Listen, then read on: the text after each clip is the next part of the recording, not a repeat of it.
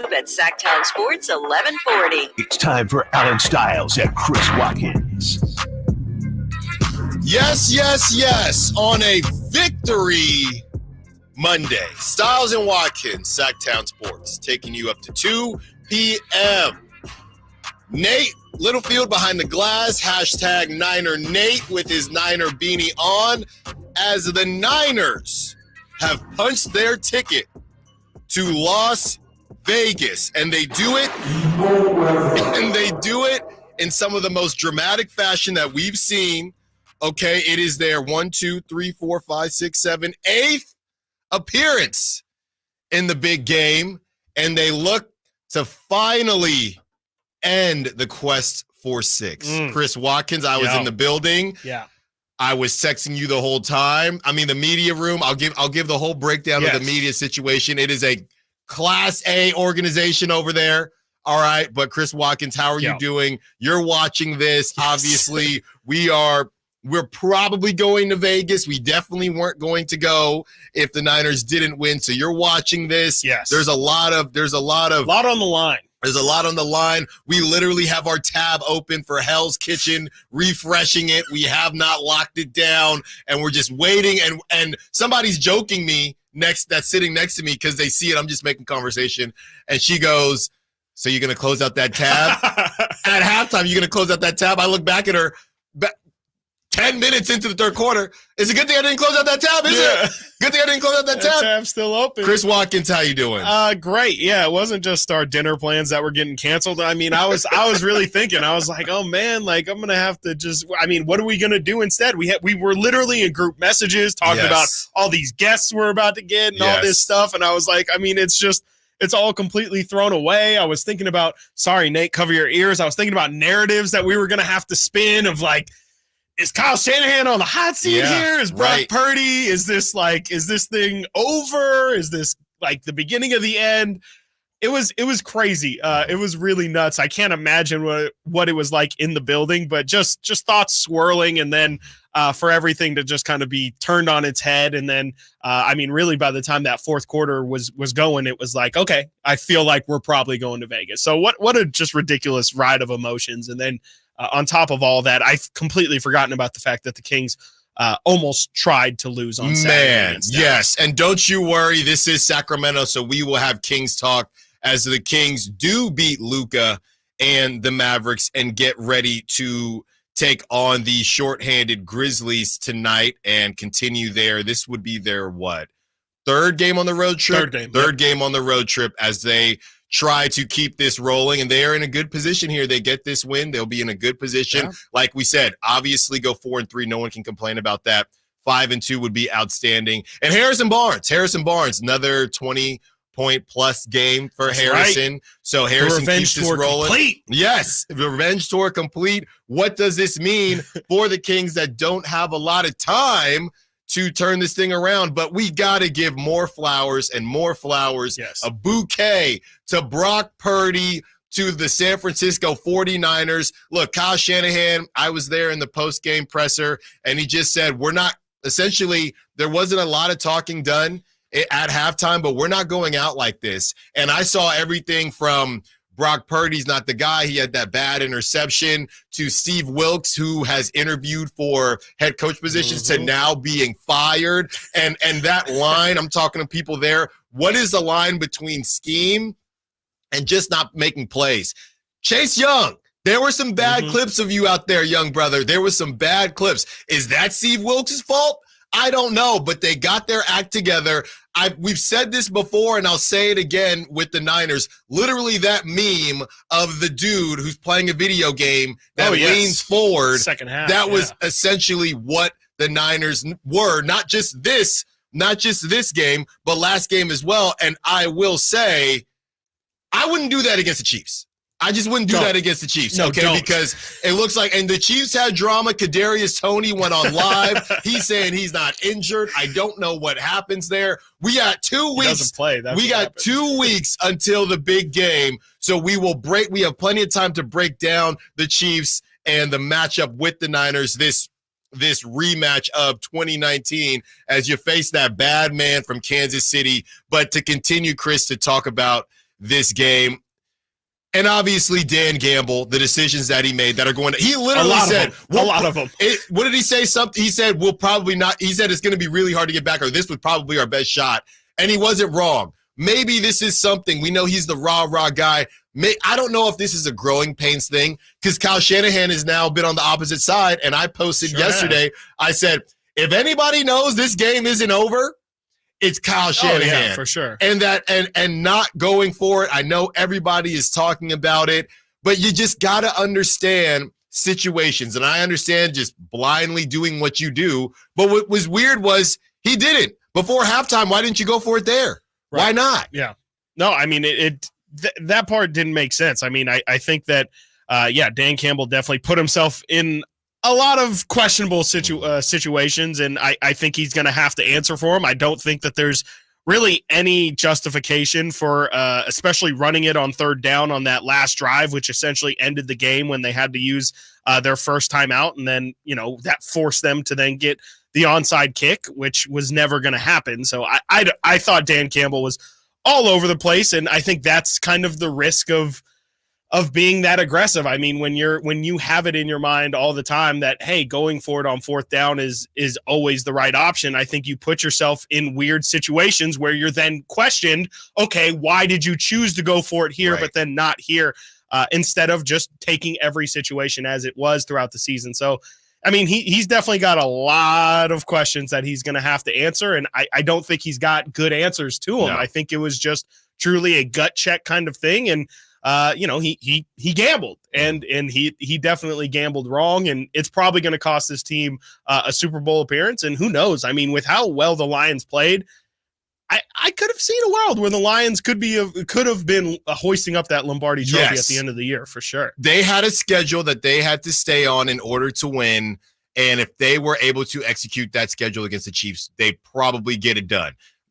I don't know what to do with this Super Bowl, because the Niners went from steamrolling teams to now we want to play from behind and then turn it up, and the Chiefs just kind of hang around and just do enough. Yeah. It's not as if Patrick Mahomes lit the world on fire yesterday either, but they did enough. And say what you want about the Chiefs offense and it lacking there, but this is by far the best defense that Patrick Mahomes has ever been able to lean on. So they are going to be up to task. And we've seen, if you can get after Brock Purdy, some things can happen. I don't know if you got to put a spy on him nowadays. That 10-yard split, looking good. Looking like a joke, and now it's looking real. I was looking at something, Chris, as we look at both games last night, right? And you think about the quarterbacks. And by the way, Moody still missed a kick. Okay, so we'll get into everything. Like we said, we got 2 weeks to we're not going to try to break this whole thing down in 4 hours. So Moody still missed a kick. So he's a rookie. And if you look at the rookies in certain situations, Chris, compared to what they meant to the team, you have Zay Flowers, who taunted, who hurt his team taunting. No, he ruined his team completely. He ruined, and then fumbled. He got the ball punched out, right? Incredible. And rookies give it. Play of the year. Rookies give it. Rookies take it. He wasn't the only rookie. Jameer Gibbs, okay? After you decide to go for the fourth, and then they're calling it the immaculate deflection with Brandon Ayuk as he catches that football. That's a better name than that. We can continue to workshop it. I've just seen a couple floating around. So after that Ayuk, they get the ball back. Jameer Gibbs, immediate fumble. Immediately. And he is a rookie as well. So these rookie guys that come in went the wrong way too. I don't know if you could see it. They pointed out on the broadcast on that handoff. I guess Goff is completely expecting him to go to his right side. Gibbs comes to his left side and pretty much was fumbling that ball the second he touched it. Man. So, you put these rookies in these situations, and sometimes they're going to ball out. Sometimes they're going to look like rookies. Yeah. Sometimes they're going to look like rookies. And look, the only reason I've chosen against the Chiefs this whole time, and I've done it each round, is not because I thought that the Chiefs were going to lose. It's just the idea that if you are an AFC quarterback, that was the time. If you were going to get Patrick Mahomes, it was going to be this season. And now all of a sudden, I guess it's not going to be this season, it ain't or ever. And now, and we see the Niners start off, and we'll let Nate hop in here too in the next segment, because I don't know how Niners fans feel today. They've been favored in every game, so I know Niner fans are going to try to spin this as underdogs. The hate for Taylor Swift and the Mahomes family is real. Not his daddy, but everybody else, from Brittany to Patrick. So Niner fans, Jackson. Well, I don't know what Jackson is doing. Is he in jail, or did he settle with the whole situation with the sexual misconduct or whatever that was? You're talking about Jackson Mahomes? Yeah. I saw him in the booth, I think. Okay, so they probably just paid out of it. I mean, Pat owns half of Kansas City. Yeah, so. I mean, if you're rich too, you can do whatever you want. So everybody, but he's been real quiet. So they've replaced Jackson with Taylor Swift. Yes. So if you're a Chiefs, it's an upgrade. Depending on who you ask. Either way, there are a lot of Chiefs haters out there. So even Niner fans who are trying to be this hated team. You've met your match, because people really, really hate the Chiefs, and we have so much to get into there. But yeah, with Lamar, I mean, his legacy, so much to get into. We got to get to a break. When we get back, Niners are headed to the Super Bowl. We have audio from Dan Campbell about why he decided to do what it is that he did. Breaking that all down, 11 o'clock, Emil Fergoso, my riding buddy, who we did carpool together to the game, so we were hanging out all day. He will be on at 11 to break down how he saw the Niners game. Stiles and Watkins, Sactown Sports. Domantas Sabonis plays here. He finds Sabonis, put the frosting on the cake, put the cherry on the sundae. Sabonis with a two-hand flush makes it 114-106. Sactown Sports is your proud home of the Sacramento Kings. For the ones who get it done, the most important part is the one you need now. And the best partner is the one who can deliver. That's why millions of maintenance and repair pros trust Grainger. Because we have professional-grade supplies for every industry, even hard-to-find products. And we have same-day pickup and next-day delivery on most orders. But most importantly, we have an unwavering commitment to help keep you up and running. Call, click Grainger.com, or just stop by. Grainger, for the ones who get it done. Okay, everyone gather around. I have some exciting. Running her shoe factory, Kendra talks the talk and walks the walk. We're switching to green energy. She needs a biotech consultant to erase her carbon footprint. All operations will net zero emissions. Indeed can help her hire great people fast. I need Indeed. Indeed you do. You can schedule and conduct virtual interviews all from your employer dashboard. Visit Indeed.com/credit and get $75 towards your first sponsored job. Terms and conditions apply. Time to get your tickets for the Sacramento Sports Hall of Fame celebration, February 4th at Thunder Valley. Inductees include Matt Barnes. Go to Ticketmaster.com. Sactown Sports. Call or text at 916-339-1140. A little bit later in the show, we will discuss, is it okay to change your mind? Niners fans, are you allowing people to change their mind? Ryan Clark, who in a very dramatic and emotional fashion said the hardest thing I had to do Tough job. was pretend like Brock Purdy belonged in the elite QB conversation. Poor guy. He's changed his tone. Poor guy.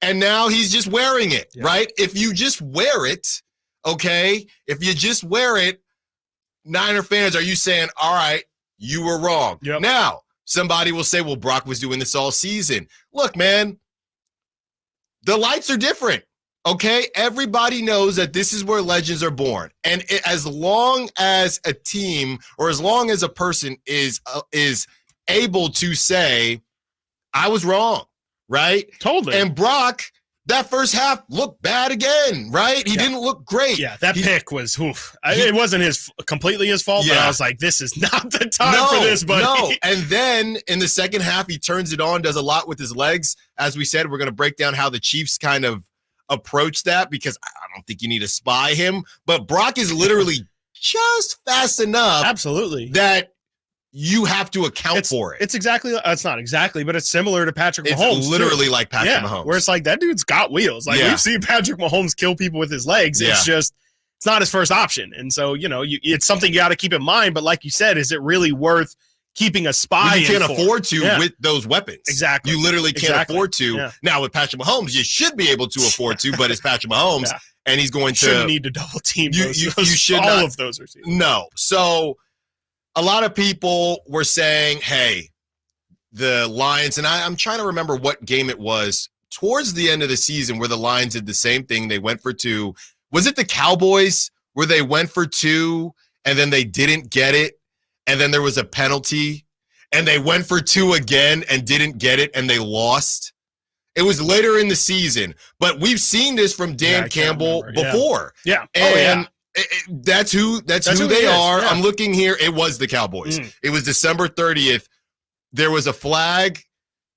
Lions got another opportunity to simply tie it up, and they said, hit me again. Yeah. I got 18 on blackjack. Shout out Vegas. I got 18, and hit me again, and they busted. But this is who they are. So we're sitting there.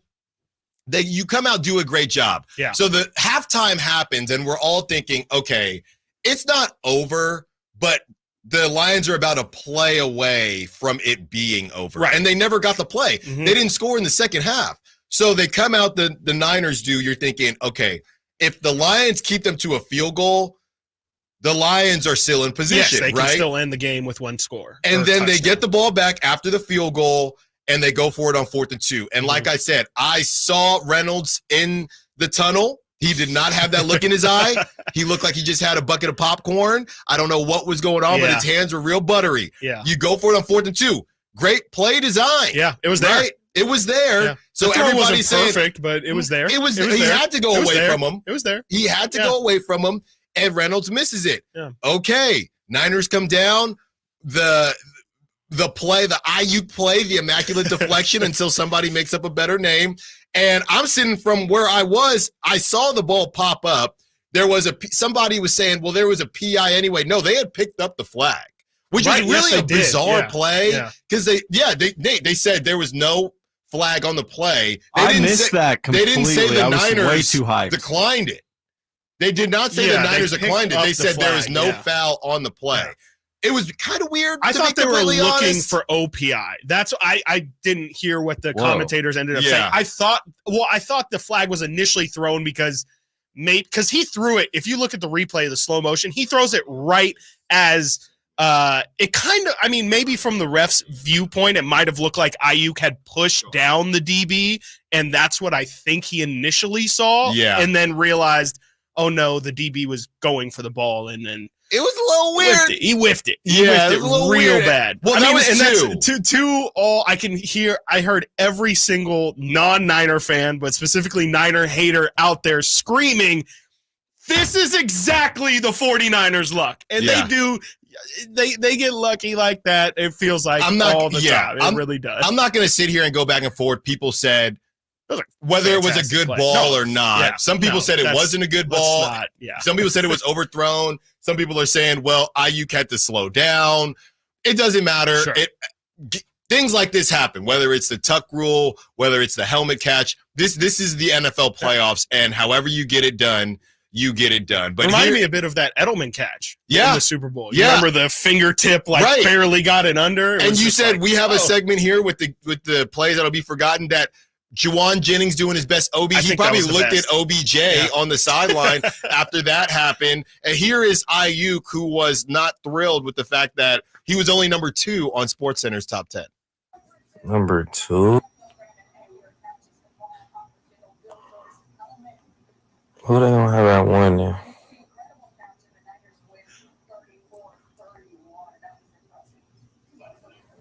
Let me see this shit. So that was Brandon Ayuk, and he was not thrilled about the play that beat him, and it was Lamar Jackson. It was Lamar Jackson that he threw it off of him. It deflected off somebody. He caught it and then ran in. Almost picked. Was almost picked. And he did have to run in. So that was, call it luck, call it what you want. It doesn't matter. The Niners are going to the Super Bowl, and in part thanks to Dan Campbell. People can say, hey, it's kind of like live by the 3, die by the 3. If they don't do that throughout the course of the season, maybe they're not in this position, but ultimately it was their downfall. And again, it was their downfall, but it was their downfall based on when Dan Campbell chose to do it. I do think it really sticks out that he chose not to do it before the end of before the end of the half, but then only did it. And then he was just being stubborn. The second one, that's what I was gonna when say. it was time to tie it up, Yeah. the second one was just wide. That was gusto. That was him saying like, I know, everybody's probably just going to kick it here, but that's not me. That's not I need to put my Dan Campbell stamp on this. Right. So he did. Instead of kicking it was going to be like a 48-yard field. Like, it's not a guarantee, but it's like, at some point too, it does bring in the question for Dan Campbell of, there's 3 units. Everybody always talks about offense, defense, but special teams is a whole. They have a coach. There's like, you spend dedicated time. Yeah. And if you're just going to completely throw out your special teams unit, that's tough, man. Like, that's not like, that's a really tough thing to have to explain to the coaches and to the kicker who's literally spent his entire year being like, hey man, this is what I'm on this team for. And so if you're just going to throw me by the wayside in an opportunity where I can actually help this team, what am I here for? Why, to your point, why not just go for it every single time? Yeah, right. I mean, why even carry a kicker besides if it's for kickoffs or something like that? Yeah, and Dan, you have Riverboat Ron, you got Dan Gamble or Dan Gamble Campbell, and these guys are going to kind of stick to their guns, and that's just what it is. Let's hear from Dan Campbell and what he had to say as far as why he decided to go for it. Yeah, I just felt really good about us converting. Well, and getting our momentum and not letting them play long ball. They were bleeding the clock out. That's what they do. And I wanted to get the upper hand back, and it's easy hindsight, and I get it, I get that. But I don't regret those decisions, and that's hard. It's hard because we didn't come through. It wasn't able to work out. But I don't, and I understand the scrutiny I'll get. That's part of the gig, man. But we just didn't work out.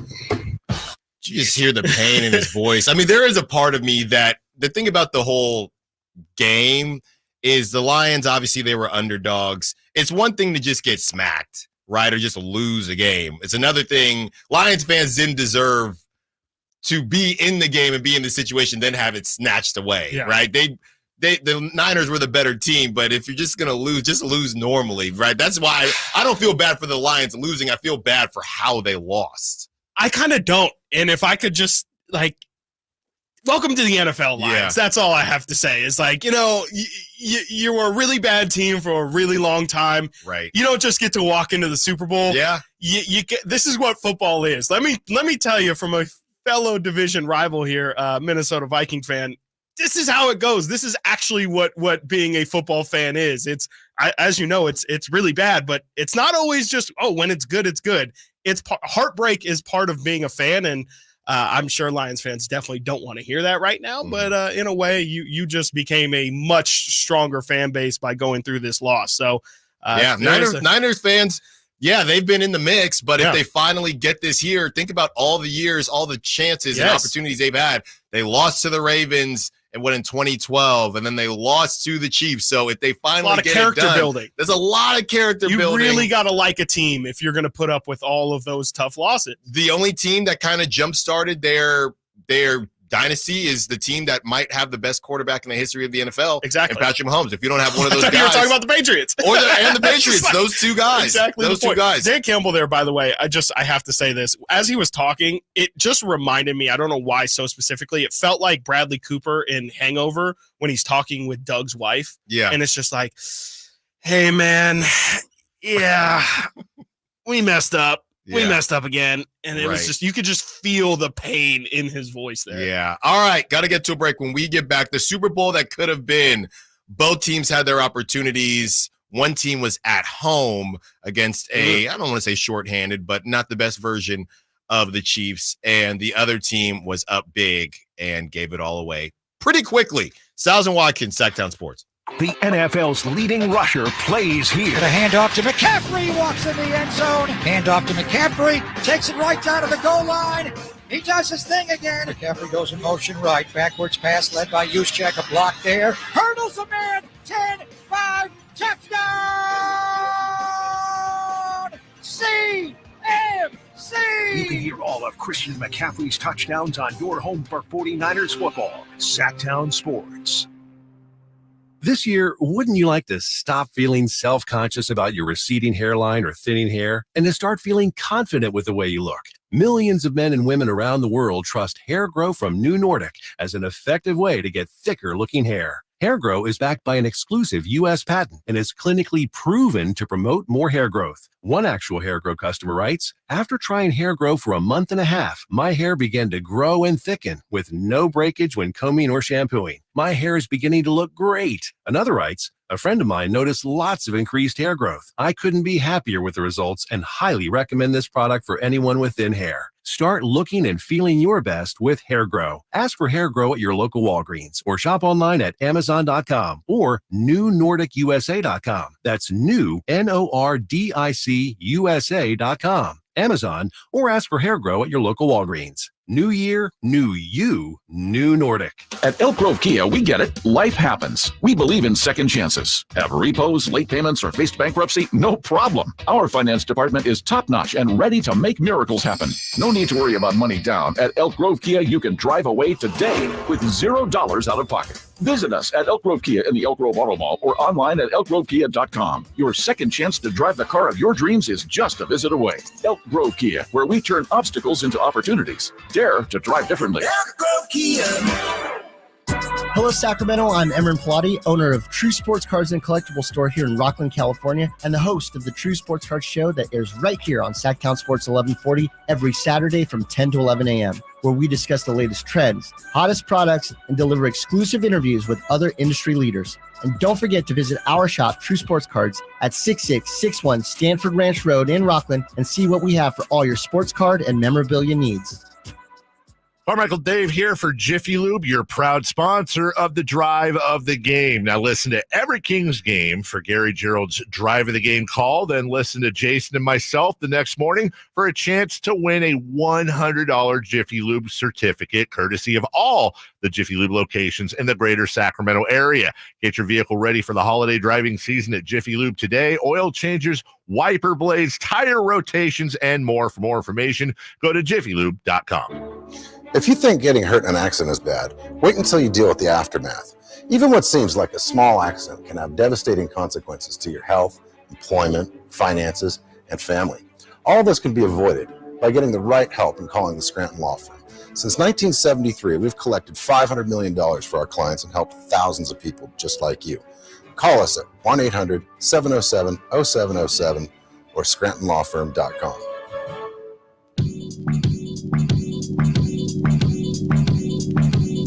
Live and local. Live and local.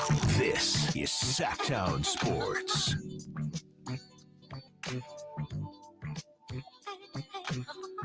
All guests and callers join us from the Folsom Lake Honda hotline. Folsom Lake Honda, your one-stop Honda shop, 916-339-1140, opening up the phone lines to talk Niners. We'll talk Kings a little bit later in the show as they take on the shorthanded Grizzlies. Let's get to David, who wants to be a part of the conversation. What's up, David? You're on Stiles and Watkins. What you got?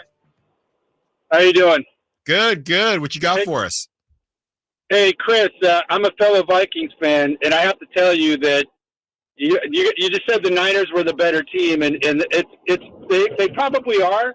They have a better defense, but I will tell you, unequivocally, it was hard to vote for them yesterday. I'm not a Niner fan, but I was shocked that Campbell gave that game away because that's what he did. You always take the points. But on a deeper note, even though Detroit sucked for like the entirety of their organization, and as a Vikings fan, it's still hard to even say these words that they actually got their act together or that they've made good drafts, but they have. And they're a better team than we are right now.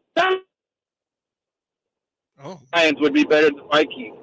But we did so poorly in our drafts and everything, and you name it, coaches, GMs, everything. We're stuck in Suckville watching these guys pass us up, and I think the Lions are going to be around for a few more years.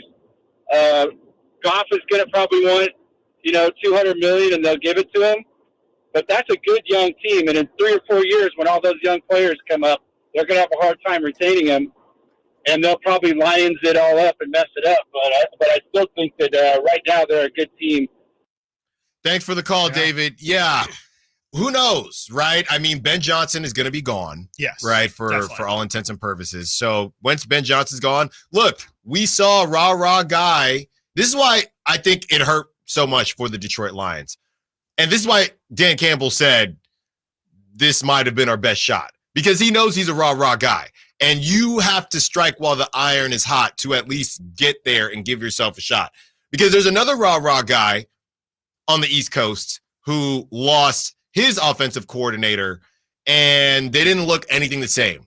And that man's name is Nick Sirianni. So he's a rah-rah guy who loses his offensive coordinator, and that offense looked a mess all season long. So Dan Campbell, it's all about, we've talked about these rah-rah guys. You need to have the best coordinators to make this happen. So I know they still have the weapons, but the Eagles didn't lose any weapons, right? I mean, on the offensive side of the football. So I don't necessarily know that I feel confident of the line. I think they'll be respectable, but a run like anything can happen. But a run like this, I mean, the NFC was down.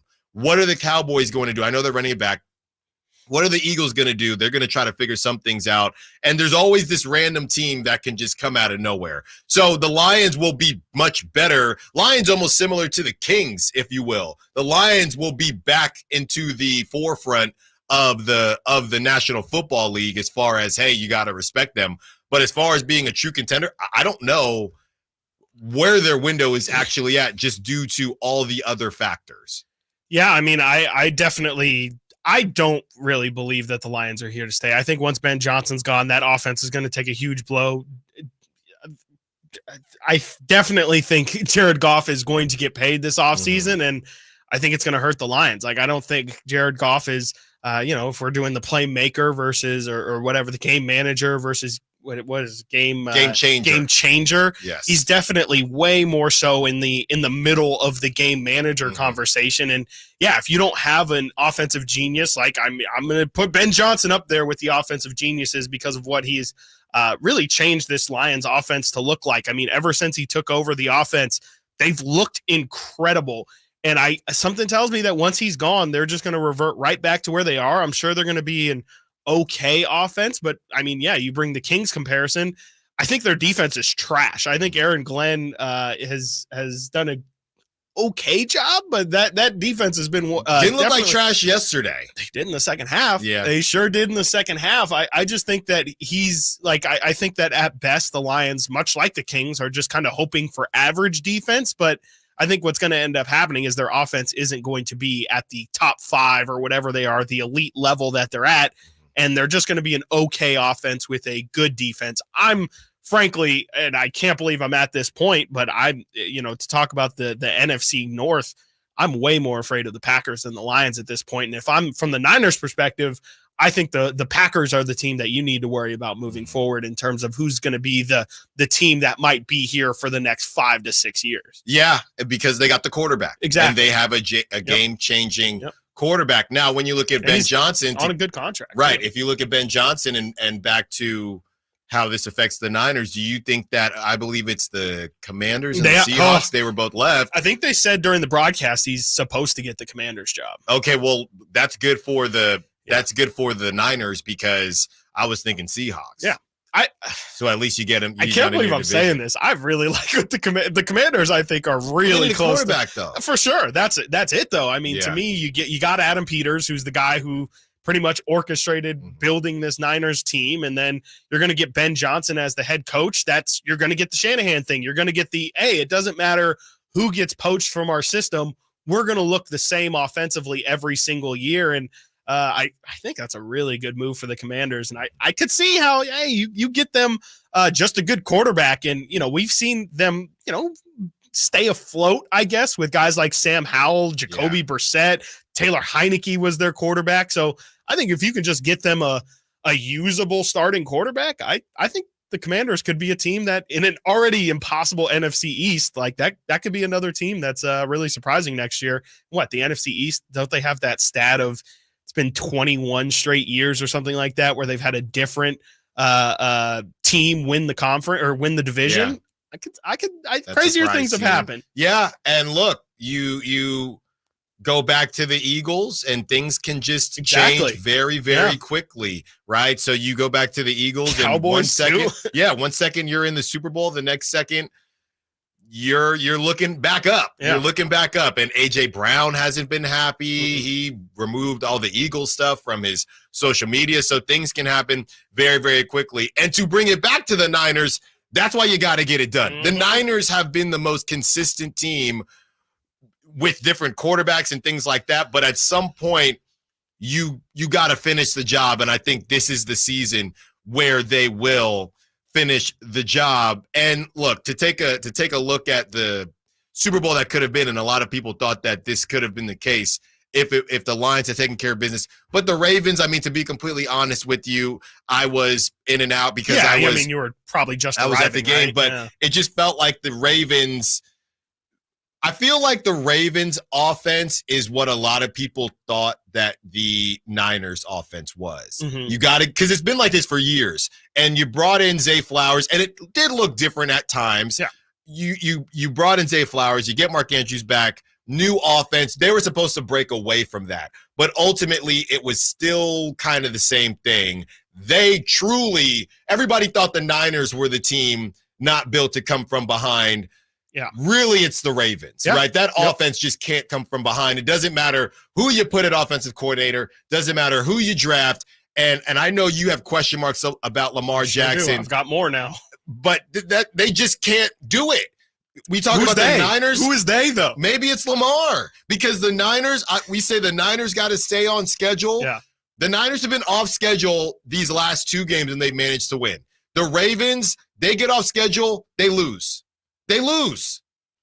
That's it. I think Lamar just had to make more throws. Like I think that's the evolution of if he's ever going to get over the hump. I think he had 5 completions, like halfway or with a drive left in the third quarter.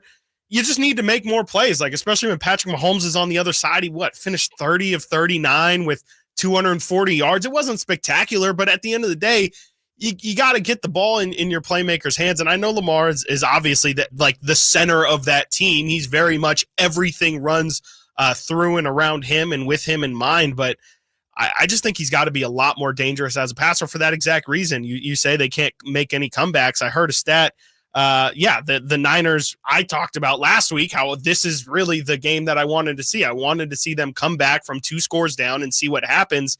The Ravens haven't won a game down 10 since December 2021. That's bad. That's really, really bad. And that's enough of a sample size to tell you, like, they can't do it. Like they just aren't able to do it with the style of play that they have. And Lamar is going to get a lot of questions. And I think no one's going to be satisfied until he reaches a Super Bowl. I think that this is going to be one of those things where he's kind of in the Phillip Rivers zone now, where it's like, okay, whatever you do, no one's saying you're bad. You're a good quarterback. You're one of the best 8 at all times, but I just don't know if I trust you to get the overall job done. And I think he's clearly got special abilities and special talents to get it done, but it just feels like the team and the situation around him has to be perfect. And to your point earlier, I don't know if it's going to be more perfect than it was this year. Right. I think we can sit here and say that the Ravens defense is probably better than the Niners defense based on what we've seen. Yeah, what we saw. So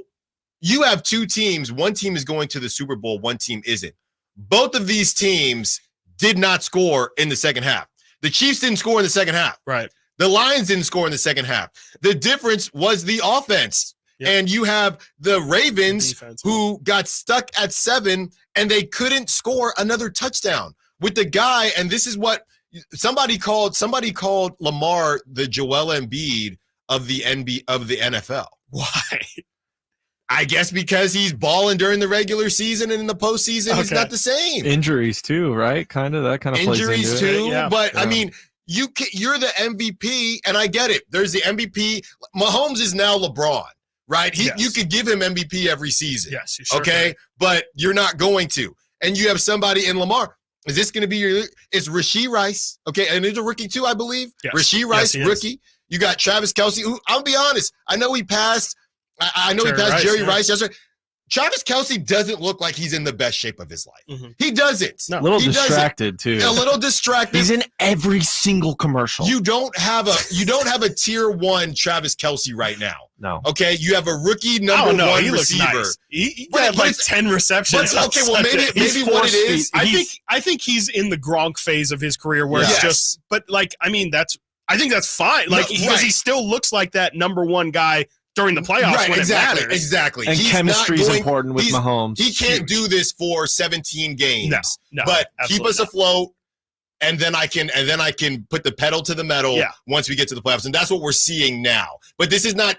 Now I guess we're seeing tier 1 Travis Kelce, but we did not see tier 1 Travis Kelce throughout the duration of the season. No. So maybe we got hoodwinked and bamboozled a little bit. But I would still say that if the Niners can come out in the Super Bowl with the second half defense, which is close enough to the Ravens. I know this is probably the best defense that the Chiefs have, but I think the Niners will be able to get it done because I trust the Niners more than the Ravens to score more than a field goal in the second half. We got to get to a break. When we get back, continuing the conversation about the Chiefs and if the Niners can get it done. Also, some drama in Kansas City with Kadarius Toney, who says, I love my conspiracy theories that he's not really injured. They're just not letting him play. Well, brother, they look better without you. I'm sorry to tell you. Stiles and Watkins, Sactown Sports. The 49ers earned the NFC's top seed. On the first play of the game, CMC Dynamite! Join all of our shows. The Carmichael Dave Show with Jason Ross, Stiles, and Watkins. And the Drive Guys as they follow their quest for a 6th Super Bowl title. Pressure going away by Young and sacked by Eric Armstead. Sacktown Sports is your home for San Francisco 49ers football. San Francisco! Why? The team's looking good this season. I think so. Man, I miss playing football. Being young with unlimited energy to burn. Ever since I turned 40, I just can't find that fire I used to have. Think it could be lower testosterone? What do you mean? All guys lose their edge when they turn 40. The body has less testosterone. That's why I take Nugenix Total T. I've heard about Nugenix. That really works? Since I started taking Nugenix, I'm lifting like when we played for Coach Carter. I feel more energized at work. It's even spiced up things between me and the missus. Are they still giving out complimentary bottles for people to try? Yep, send a text. It's that easy. Text JUDGE to 42424 right now for your complimentary bottle of Nugenix Total T. It's the #1 selling testosterone boosting brand at GNC and Walmart. Do it now and they'll also send you a bottle of Nugenix Thermo X, their newest, most powerful fat burner ever, absolutely free. Text JUDGE to 42424. That's JUDGE to 42424. These statements have not been evaluated by the FDA. This product is not intended to diagnose, treat, cure, or prevent any disease. Whitey here reminding you that not all grills are created equal. Start your 2024 grilling season right with a new lifetime warranty Napoleon Prestige line of outdoor cookers. My personal Napoleon P500 series gas grill has turned me into a grilling pro. It's incredible. Napoleon Prestige grills, versatile grilling for every occasion. Form, function, and luxury can come in the same package. Just go to your local Green Acres nursery and supply for the best selection today, or visit Napoleon.com for a dealer near you. Sacramento's premier music festival, Country in the Park, is back. 2 big old nights, May 17th and 18th at Cal Expo, with Brantley Gilbert, Dustin Lynch, and more. Plus line dancing, a mechanical bull, and Sacramento's best food trucks. 2-day general admission tickets are on sale now, starting at $85, or upgrade your experience with VIP or pit passes. Country in the Park, May 17th and 18th at Cal Expo. For more info, visit CITPfest.com. Brought to you by Hubble Chrysler Dodge Jeep and Ram Center. Sactown Sports is home to the Kings, Niners, and now the business of sports. Hosted by Kelly Brothers and brought to you by Cap Trust, offering customized, independent financial advice at captrust.com. Join Kelly Brothers, Carmichael, Dave, and Jason as they look at the business of sports every Thursday at 7:40 a.m. You want to know how sports really work? Follow the money with Kelly Brothers from Cap Trust on Sactown Sports. Meet Cheryl. Hey. She's on vacation and lost in the moment. Unfortunately, so is her Chase debit card. It's got to be somewhere. Maybe she lost it at salsa night. These skirts should have pockets. Or maybe she lost it at Pilates. 3 and 2 and... But she's not worried. With the Chase mobile app, she can lock her card till it turns up. Tools that help protect. One bank that puts you in control. Visit chase.com/checking. Chase, make more of what's yours. Chase mobile app is available for select mobile devices. Message and data rates may apply. JP Morgan Chase Bank, N.A. member FDIC. Progressive presents Precious Moments. Yeah, I caught my first fish, Dad. Great job, buddy. He's a beauty. Thanks for taking me fishing. Love you, Dad. I love you too, son. The exchange you just heard didn't actually happen, but it could. Bundle your home and other vehicles with Progressive, and you could use the savings to make sure the boat's always ready for those magical father-son moments. Who knows, maybe someday he'll actually like fishing. So keep the dream alive and the savings coming with Progressive. Progressive Casualty Insurance Company, affiliates, and other insurers. Not available in all states. Carmichael Dave here for my good friends at American Energy Heating and Air right now. American Energy offering $0 HVAC diagnostics. That's normally $99 for nothing. Let the American Energy team test your system, connections, and all the moving parts of your system to ensure it's functioning properly. Let me say that again. $0 to get your HVAC diagnosticted. That's not even a word. That's normally $100. Making the uncomfortable comfortable. That's what American Energy does. That's what they've done since 1981. Been serving the greater Sacramento area since then. A+ with the Better Business Bureau. Call today to schedule your appointment at 916-520-9990. That's 916-520-9990. Do it before January 31st or go to AmericanEnergyAir.com.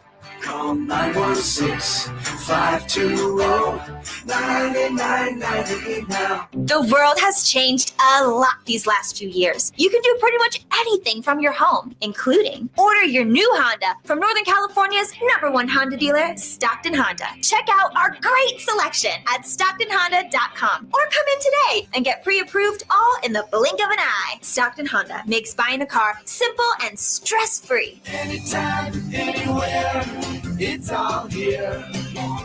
Stockton Honda.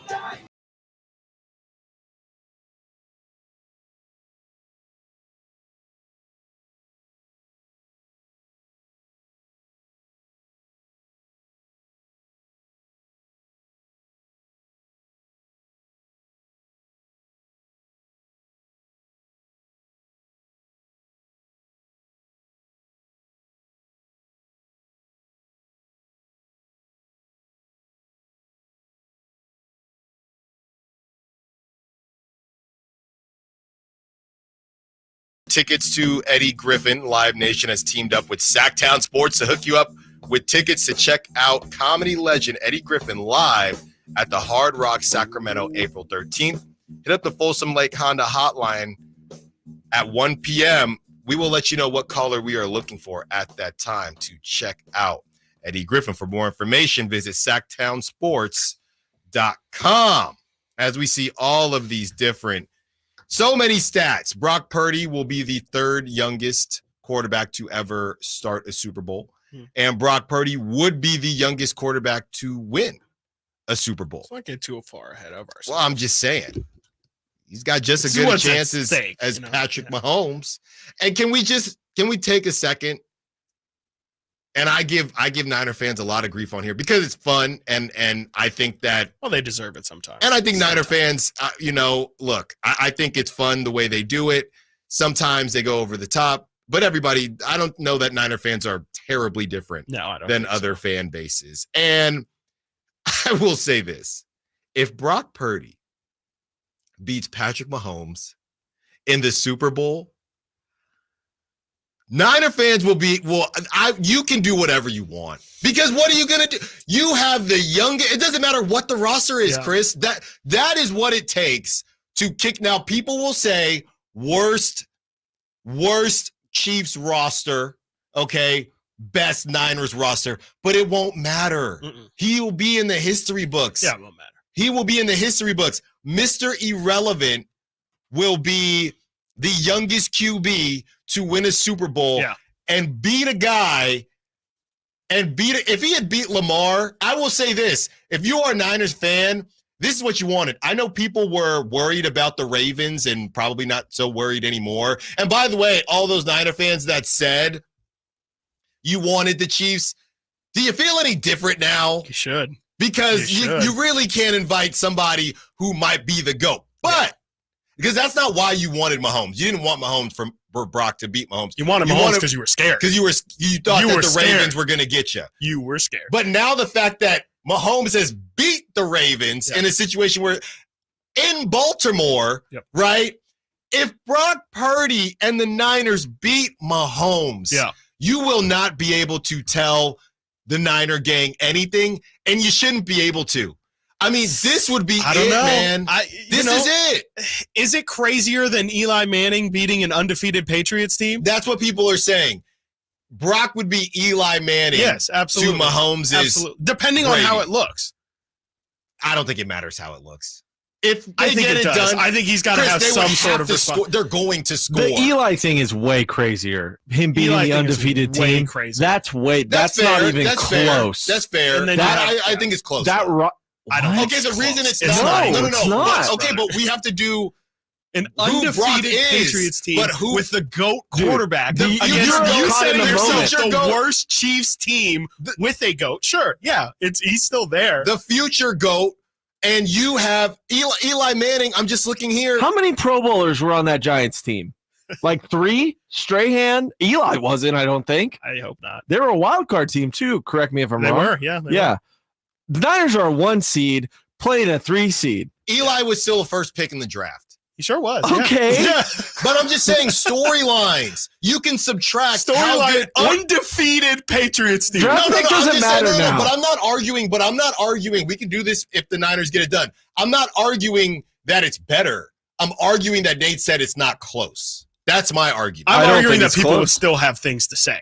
Oh yeah, that's because no Eli doubt about won that. and still it was not a good enough So answer. you're arguing that it has to look a certain way. It's got to look a certain way, absolutely, Okay. because then you're just going to say, "Oh yeah, he won," but target. Like it's the argument's going to write itself. If he didn't have much to say, like if that comeback, I mean, and I don't think you could have that comeback without Brock leading it, but if that comeback happens with Christian McCaffrey having 2 huge explosive runs and then the Ayuk play still happens, but it looks like that, I just don't think people are going to give Brock Purdy credit. I think they're going to say he's got the best running back in the NFL and he got lucky on a tip pass. Well, no, actually, you make a great point because Eli Manning, I don't know, do we consider Eli elite? That was the question. The difference, but the difference is how many question. times did this is only Brock's second year, which is insane. And let's not forget, Eli got lucky too. Yes, but He how got many ultimate times luck. was Eli in the MVP conversation during the regular season? I don't know. I don't believe that was Feels like- 2007, dude. No, but that's my point. Yeah. The difference between the Eli comparison and Brock would be that Brock was in, let's just say this, Brock was in MVP. Let's just say he's in the same situation next season and a couple different seasons. If Brock is in the MVP conversation for the next 3 years and has a Super Bowl ring, that looks a little bit different than Eli Manning, who just got on heaters in the playoffs. Sure. Yeah, absolutely. It's like comparing Eli and Aaron Rodgers. Like Eli Manning is such an enigma. He's such like an outlier because he kind of did it twice. He did Almost do it twice. exactly. Twice, The only difference is, not the only difference, but the big difference is that they were the undefeated team. So that's huge. But like Eli is such a different conversation. He's so hard to figure out. No, I'm just he saying played so bad for the majority we got of 2 his weeks career. of this. We got 2 weeks of this. Chris, Yes. before we get to a break, we got Emil Fergoso coming up. I want to ask you right now. Yes, Do you still have question marks about Brock Purdy? absolutely. How? Why did I ask you this now? Well, I mean, like This now. well, We gotta go to break. Yeah, That's I a big know. question to I ask. know. no. Yes, I do, but it's not like I feel like Brock Purdy is. I mean, yes, I still have questions. All right. Yes. Outstanding tease There's right a there. tease, yeah, I was like, Emil wow. Fergoso coming up next. We'll ask Emil if he still has any question marks about Brock Purdy. It might get a little hot in here. Stiles and Watkins, Sactown Sports. On the move? Got somewhere to be? Take Sacramento Kings basketball with you. The Sactown Sports app will let you stay connected to your passion. Never miss a moment of Sacramento Kings basketball with the Sactown Sports app. I like daffodils, tulips, the big dinner plate dahlias. I loved being in the garden, but I wasn't going to be able to because I couldn't not only walk, but I couldn't really stand on my foot without being in pain. It was excruciating. So my husband said, let's go to the Good Feet store. For over 20 years, we've helped people like Terry live the life they love without letting their feet get in the way. This nice young man said, I think I can help you. He got the arch support and I was fitted. And I kept walking back and forth across the store. And I looked at my husband and burst into tears because it was the first time in a year that I have not had any pain in my foot. I have had no pain since the day I bought them. Now I can do whatever I want. There isn't any place on my property that doesn't have flowers blooming 365 days a year. I still can't believe it. My name is Terry, and that's my Good Feet story. See what we can do for you with a free personalized arch support fitting at the Good Feet store. For sore feet, aching back, knee, or hip pain, come to the Good Feet store in Sacramento, Roseville, or Vacaville. I remember as if it were yesterday. I reached down to move a nightstand and was astonished at the weight of the piece. Hi, this is Frank LaRosa with a word about Naturewood Home Furnishings. At that moment, I instantly recognized the difference between Naturewood's quality furniture that will last a lifetime versus lesser quality furniture found elsewhere. Now, I suppose there's a huge difference in what you'd put in your first apartment and what you would live with in the comfort of your own home. Right now, Naturewood Home Furnishings Made in USA sale is a great time to fill your home with solid, superior quality furniture to reflect your own love for life. With brands like Sam Moore, Stanton, Stickley, Hilltop Hickory, Simply Amish, and many more, Naturewood Home Furnishings has tables, chairs, couches, and, yes, nightstands, and more at their Made in USA sale. Find furniture that will be with you forever. Naturewood Home Furnishings, off Highway 50 at Hazel. Look for the water wheel. Guys, want to lose weight, improve your performance, and increase your drive? Revive Men's Health Sacramento can help you address the root causes of weight gain, low energy, poor drive, and performance issues. And since your testosterone level has a direct impact on your weight and fitness, we'll give you a free T-check and free exam at Revive Sacramento. Imagine upping your game, losing weight, and getting in shape all at once. Revive can help you make it happen with our new cutting-edge weight loss medications like your favorite athletes and celebrities use. They're affordable and available now. Weight gain and low T are treatable conditions. We know we can help you. Take that first step and book today. You're only one step away from getting in the best shape of your life. Call Revive Men's Health at 916-277-8599. That's 916-277-8599. Or visit ReviveMen'sHealth.com. It's time to buck up, Sacramento. The professional bull riders are back. PBR Sacramento Wrangler Long Live Cowboys Classic will take over downtown's Golden One Center this February 2nd through 4th. 3 huge nights of edge-of-your-seat bucking, featuring some of the biggest bulls and toughest cowboys on the planet. Tickets are on sale now at Ticketmaster.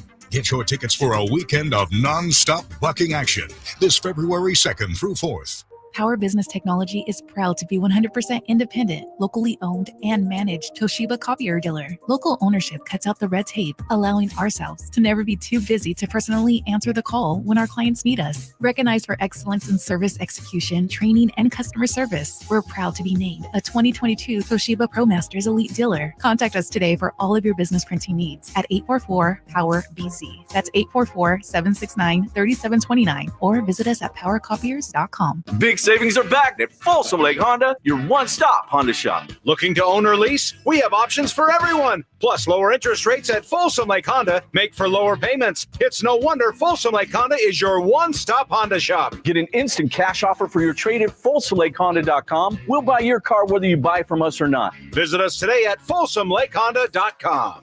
Folsom Lake Honda, yeah, your one-stop Honda shop. If you think getting hurt in an accident is bad, wait until you deal with the aftermath. Even what seems like a small accident can have devastating consequences to your health, employment, finances, and family. All this can be avoided by getting the right help and calling the Scranton Law Firm. Since 1973, we've collected $500 million for our clients and helped thousands of people just like you. Call us at 1-800-707-0707 or ScrantonLawFirm.com. Right now, the sewer system is probably the last thing on your mind. And that's okay, because at the Sacramento Area Sewer District, it's our first priority. If you have a sewer problem like a slow drain or a backup, call us first, day or night. Time to get your tickets for the Sacramento Sports Hall of Fame celebration, February 4th at Thunder Valley. Inductees include Matt Barnes. Go to Ticketmaster.com. KHTKAM HD1 Sacramento, KYMX HD2 Sacramento. From the Power Business Technology Toshiba Studios. This is Sactown Sports.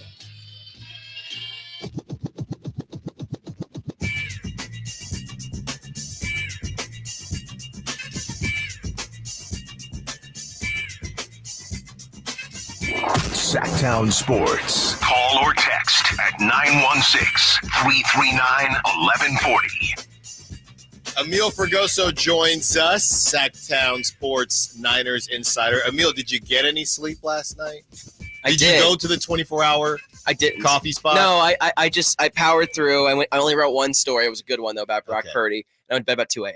Is it up now? Can we check that out? It is up right now. Yes. Everybody go check that out. Sactownsports.com. Emil, I don't know where to start. We were together for more time yesterday than we have been in the history of our lives. And it was a great time. Thank you for picking me up and dropping me off. Just give us your takeaway, your initial takeaway from the game, wherever you want to start. The floor is yours. Brock Purdy, heck of a game manager. Heck of a game manager, man. I'm just joking because obviously that was the sentiment from Fred Warner and others after the game of, the game manager talk of Brock Purdy. If he can't go down and win games, Brock Purdy, yes, he had a very dismal first half again. The Niners in general had a very, very porous first half, and they will have to figure that out going into the Super Bowl against the Kansas City Chiefs because if they go down 14-0 against Patrick Mahomes, I don't know if they're coming back. I'm going to be honest with you. But the Niners and good football teams do what they have to do to win games when it matters. And at the end of the day, they won. They had 27 unanswered points against the Detroit Lions when everything was going the Lions' way, coming out of the halftime whistle, and they got it done. And they got it done not only because of Brock Purdy's throwing ability, but also because of his legs and his ability to make plays happen when everything else broke down.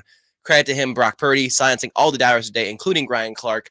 And the Niners going back to their first Super Bowl in 5 seasons. Yeah, we'll have sound from Ryan Clark a little later in the show. We just want to have a conversation with Niner fans. Is it okay to let people back in the club once they admit that they were wrong, or is Ryan Clark still on the no-fly zone as far as getting into San Francisco or Santa Clara? And can you hop on a bandwagon and just admit, hey, I got this one wrong? Yeah, I mean, we're there, and in the media room, it's just quiet no matter what.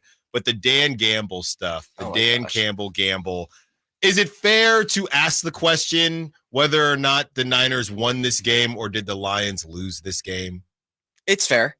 I think it's a little bit of both. Yeah. I mean, we watched that game, right? In the first half, the Lions were able to move the line of scrimmage on every single run play by about 3 yards. Mm-hmm. And that was the real difference, was the war of the trenches. And then we had talked about this previously of Lions have a great offensive line. Right. The Niners defensive line has to set the tone. They have to control the edge. And they just weren't doing it. Jahmyr Gibbs was running all over them. I mean, I heard you earlier talking about the Chase Young play and his lack of character on that one touchdown run by Jahmyr Gibbs. This Niners team was getting flat out embarrassed in the first half. They just were, both offensively and defensively. They weren't able to do what they had been doing all year. The Lions came out and smacked them in the mouth. Yeah, but Kyle Shanahan even said thank you to the Lions for not running the football anymore. I mean, how do you go from dominating line of scrimmage, dominating the run game, to having 6 rushes in the third quarter? 6. It doesn't make sense. Running flea flickers and reverse end arounds. Tripping. They shot themselves in the foot, the Lions did. And this goes back to the lack of experience of a veteran head coach. Dan Campbell hasn't been there and done that. So, yes, we talk about Johnson too. Ben Johnson as well, being offensive coordinator. We talk about Dan Gamble and all of the aggressive play call he did. And I have discussed this on multiple occasions the last couple hours. Why the hell do you not go for a touchdown to end the half, but you go for the 4th and 2 when you can just take the points and go up 3 scores? Yeah. Like, there are certain moments in the game where it's like, be aggressive, hold back. Be aggressive, hold back. You're playing for the points when it's in the third quarter. You're going for the kill at halftime because they can't go down and score in 7 seconds. Mm-hmm. And that felt like a real turning point for them of like, we're not totally sure. Dan kind of questioning himself of when to just go for the kill. Because they were hanging out for a little bit. Yeah. And we didn't know if it was a mind game or if they truly didn't know what they wanted to do. Yeah, they kept going back and forth. Yeah. Like, we're going for it, we're not going for it. And then eventually they just kicked the field goal. And I just thought, man, what a wasted opportunity for them to go up 28-7. The game is probably over at 28-7. Let's be honest here. It's a race to 30, and I don't see them not scoring 3 points in the second half. And so that was a flipping point. And then as soon as the 4th and 2 didn't go their way, you could feel the momentum start to shift. And everything else swayed back the Niners' way. Lions got hurt. They couldn't catch passes. Gibbs had the fumble, the turnover. And on the other end of the offense, they just started playing Niner football, and Brock Purdy just started making plays. And that's all really what it came down to, is what team was hot at the end of the game. And it was the Niners, not the Lions. Yeah, I mean, I think the Niners have definitely showed some cracks in the armor these past 2 weeks. I mean, what concerns you most going against a team, and more specifically an opponent like Patrick Mahomes, who will definitely exploit those cracks. It's the run defense. Yeah. Like they've been 28th in the run the last few weeks, and it's really show. I mean, they were getting carved up by David Montgomery and Jahmyr Gibbs over and over and over again. They just couldn't do anything to stop him. They kept running at Chase Young for a reason. He's not very good against the run, and it showed. And this Niners team needs to figure out how to contain the edge. Steve Wilkes talked about it all week long after the Green Bay Packer game, after Aaron Jones went off. All week long about setting the edge, setting the tone, getting off the field on 3rd and long. I had multiple strings of threads of just 3rd and 10, Niners don't got the field. 3rd and 16, Niners don't got the field. 3rd and 7, guess what? They're not getting off the field. It's these 3rd and long situations that also drive me bananas with this Niners defense, because you, especially as a defense that they pride themselves on 3 and outs, getting off the field, you have to stop someone after they get a false start penalty, after they get a holding penalty. And they just couldn't do it against this Lions offense. And to their credit, the Lions let them back into the game and they figured it out and they got the stops they needed to. But there are definitely cracks in the armor, like you said, Chris. Yeah, and just looking forward, I mean, look, we got 2 weeks to do this. I've already said that about 5 times on the show already. But the Chiefs. Yep. And, maybe not the best offensive weaponry that Patrick Mahomes has had in the past. But at this point, you could say one of the best defenses he's had on the other side.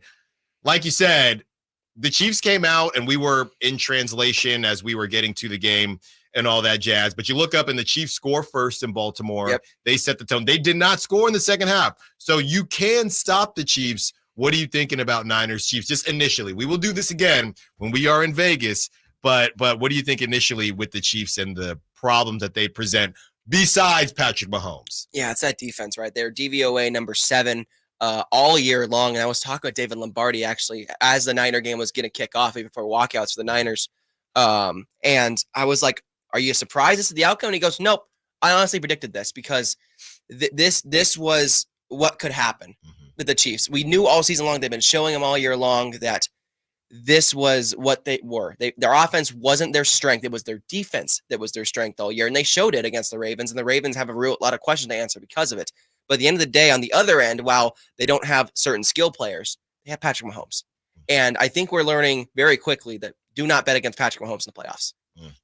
Something that I didn't think was talked about enough after the first game was the fact the Niners had no sacks. And then in yesterday's game, still didn't really see a lot of pressure until I think in the second half, Bosa had 2 sacks. Yeah. A, how big is it for Bosa to find the quarterback in the playoffs? But B, in general, I mean, you're going against Patrick Mahomes, who's a bad man, and we've seen him have the ability to scramble, which to your point about setting the edge is going to be pretty important against that team. But how important is it for the Niners pass rush in total, not just Bosa, because they're also paying Armstead, they're paying Hargrave as well, and Chase Young, who definitely had some questionable moments on Sunday. But how big is it for the Niners pass rush to get home on Super Bowl Sunday? That's their bread and butter, right? That's it's supposed to be. It's supposed to be.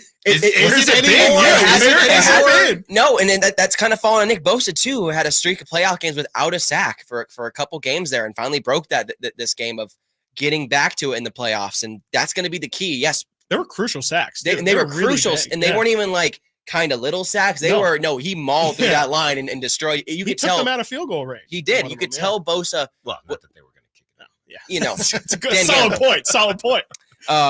You could tell Bosa really wanted this. You could tell that Bosa felt it was slipping away. And when we were talking with Bosa last night, he was honest. Probably a more candid Bosa than we usually get. Actually, he flat out admitted he knows it was embarrassing what happened to us in the first half, and just wasn't going to stand. And I was talking with the guys. He was saying, and I was like, we just can't have that. He's shouting out words he can't say on air, and he's just upset because the Niners the last 2 weeks, especially on defense, hadn't played to their standards, especially on the defensive line, letting all these cracks happen. And not to cut you off, but that was my question, because in the first half, there's plenty of blame to go around. But does it feel like the Steve Wilkes thing has been a bit overblown? We do this with the Kings when the Kings aren't playing well. There's always somebody that says, Mike Brown this, Mike Brown that. When the Niners defense isn't playing well, how much of that is scheme and how much of that is your players just aren't? Is it Steve Wilkes' fault that in the first half Chase Young just got blown by? How much of it is on Steve Wilkes when they're not playing well? I think it's partially on him for sure. I mean, it comes down to the game plan, right? Blitzing when you need to and holding back when you don't. I mean, a lot of the time the Lions were just doing simple stuff in the offense with the passing game, especially quick out to Amon-Ra, quick short curl for Sam Laporta to just go off on a 16-yard catch and run. It was simple stuff of playing that zone and playing a little too prevent because you were worried about Jahmyr Gibbs breaking off that long run that was kind of playing into the Lions' favor and why they were able to get those short yardage completions and turn them into first downs. And that kind of falls on Steve Wilkes that way of not having the defense set certain ways. So just looking at the chatter online during halftime, I mean, people were calling for Steve Wilkes' head. I know. They were. Yeah. And they kind of had a point because the Lions were doing whatever they want. I mean, to have Jamison Williams have a 42-yard reverse end around out of the gate, that's horrible. It's horrible. You can't have that. Emil, just real quick before we get you out of here, I'm sorry to put you on the spot like this, but I'm just looking at your Twitter feed, and it goes from Niners stall, Jake Moody makes the kick 24-10 at the moment. The very next tweet at 5:36 p.m. yesterday, this game feels over. Yes. What happened? What was the moment yesterday? Was there a play? Was there just something you felt? What was the exact moment you could pinpoint where you were like, this thing actually might not be over? It was the 4th and 2. It was the Lions not converting on their 4th and 2. Them gambling, they're gambling the possessions away. That's where it felt like it was over. Of like, life, Niners have a chance here because then they go right down and score. And that was the reality of, can they just put up points and get enough stops to keep the Lions off the field? And to their credit, they got enough because they went 27 unanswered in the second half. Yeah, and that's where it was like, holy cow! Because as soon as we're sitting there after they get that first touchdown, they make it 24, I believe, to 14 at that time. Dan Campbell comes back on offense. Offense comes back, and we're like, they need a turnover right now. Literally, next play, Jahmyr Gibbs fumbles. Yeah. And we're like, oh boy, here we go. Because you could feel, and as soon as that happened, you could feel Levi's rocking. You could feel everything shift in that stadium, and that's where it changed. And the Jahmyr Gibbs thing, they kept trying to, I give Kyle Shanahan a lot of grief for trying to outsmart himself, which he kind of did early on in this game as well. But they kept on trying to run Jahmyr Gibbs early until they stopped David Montgomery. What are you doing? Why did you continue to just, we're gonna trick him here? You weren't. David Montgomery was running the rock. I did not understand that at all. And I think everybody, me personally, I felt like, okay, this is it. This 4th and 2, the whole gambling thing. The bottom line is Dan Campbell should have looked at this and said, we basically just got away. We're going to Vegas here. So you got to leave when the table's hot. Yes. The fact that you were up that much and your pass, now they have to pass. Yeah. And your pass defense isn't good.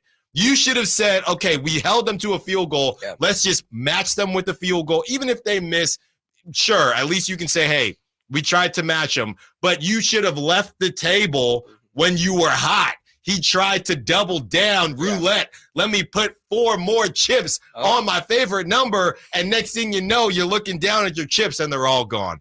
Emil Fergoso, thank you so much. We will do this again next week. Great stuff, my guy. Go again, check out Emil's newest article on SactownSports.com. He's got a bunch more content coming out as we get you ready, get you set for the Niners headed to another Super Bowl. Stiles and Watkins, Sactown Sports. The NFL's leading rusher plays here. The handoff to McCaffrey, walks in the end zone. Handoff to McCaffrey, takes it right down to the goal line. He does his thing again. McCaffrey goes in motion right. Backwards pass led by Juszczyk. A block there. Hurdles a man. 10, 5, touchdown! CMC! You can hear all of Christian McCaffrey's touchdowns on your home for 49ers football. Sactown Sports.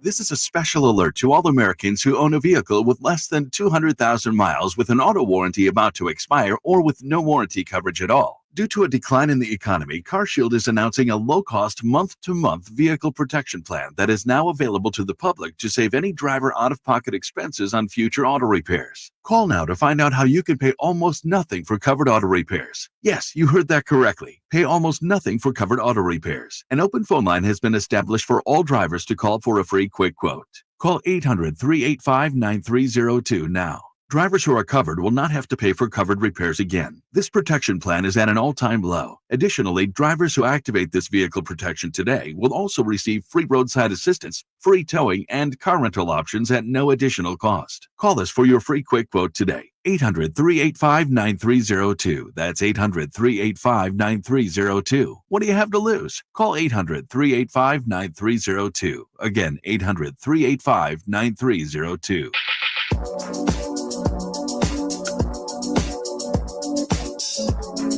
Live and local. Live and local. This is Sactown Sports.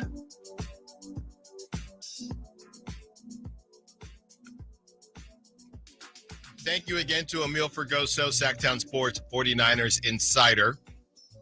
Emil trying to talk some Kings during the break as they take on the Memphis Grizzlies tonight. Chris, you said their injury report is like a war zone. It's a list. It's an injury list. Where should I start? Should I start with questionable, doubtful, or out?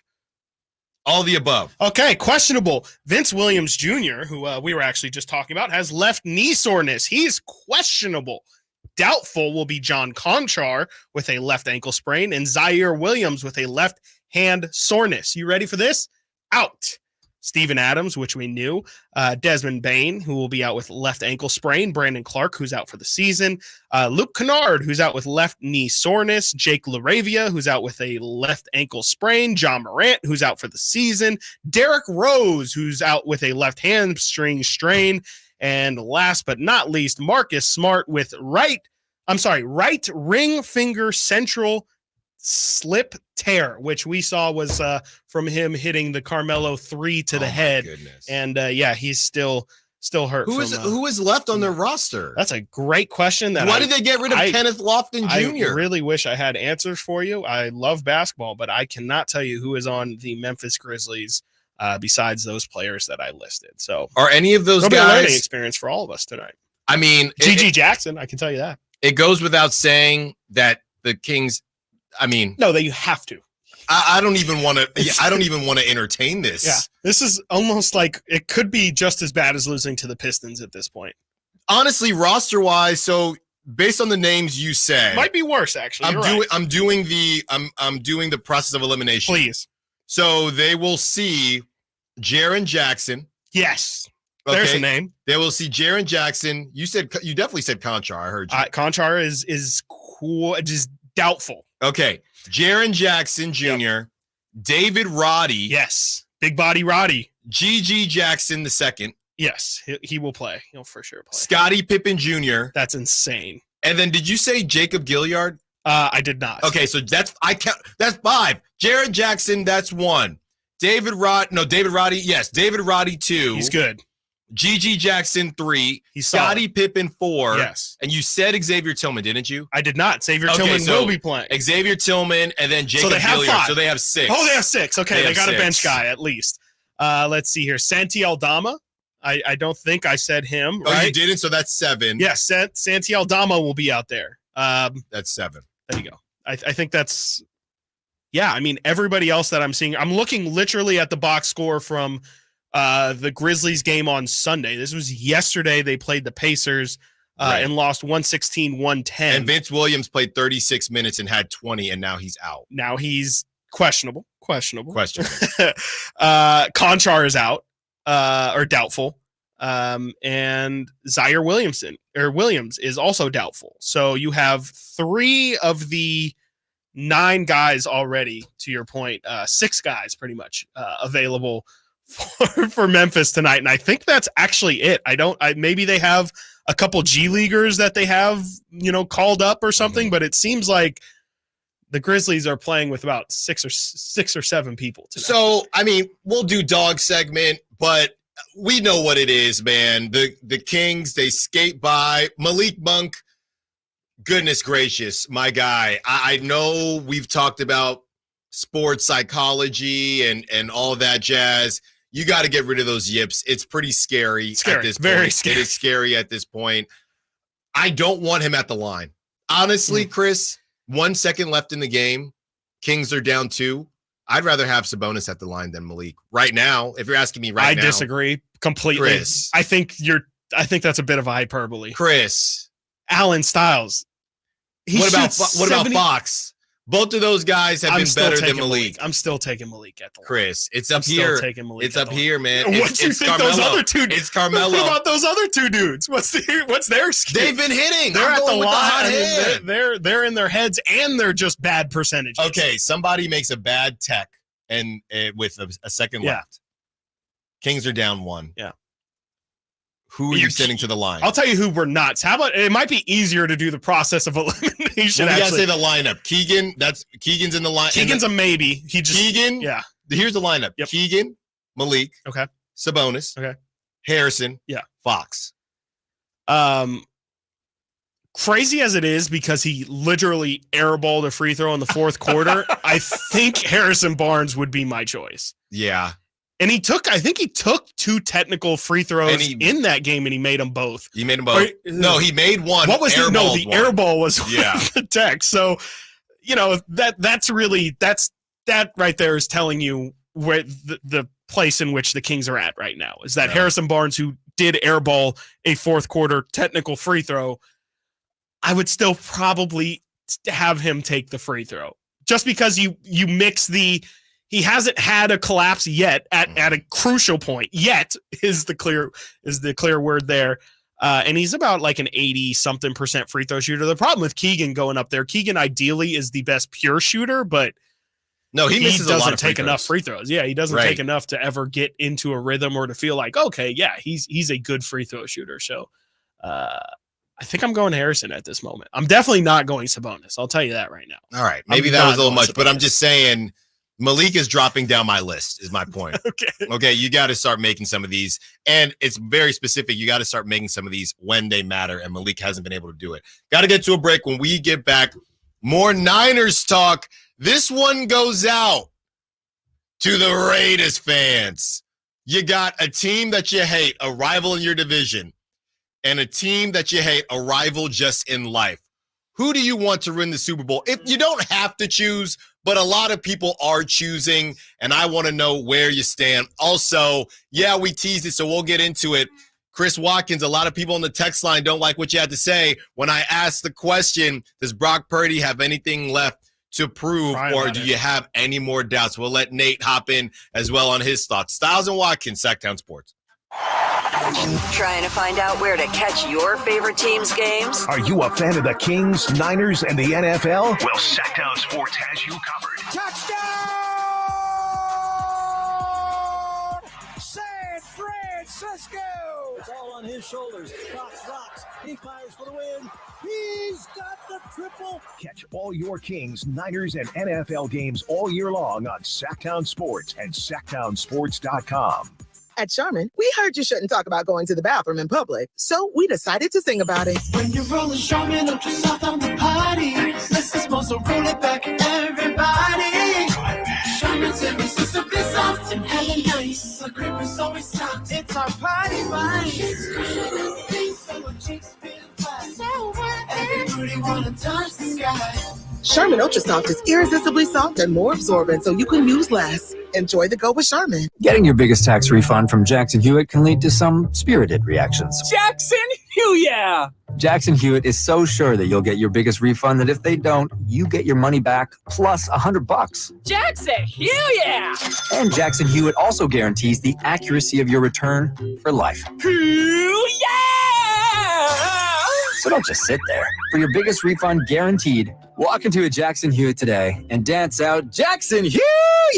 Get your retirement savings to play ball with your retirement plan. Call Cap Trust today at 916-924-7527 or log on to captrust.com. At Elk Grove Honda, not only do we have a great selection of pre-owned certified cars at very fair prices, but every one of our pre-owned automobiles are treated with kid gloves with a 182-point inspection that covers everything from unibody to tires to brakes and engine filters. Then our certified cars receive a mobile oil change and fresh fill-up with full synthetic mobile oil. We know you have lots of choices of where to purchase your next car. Come to Elk Grove Honda, home of the 182-point inspection and mobile oil change. We're in the Elk Grove Auto Mall, Highway 99 at Elk Grove Boulevard.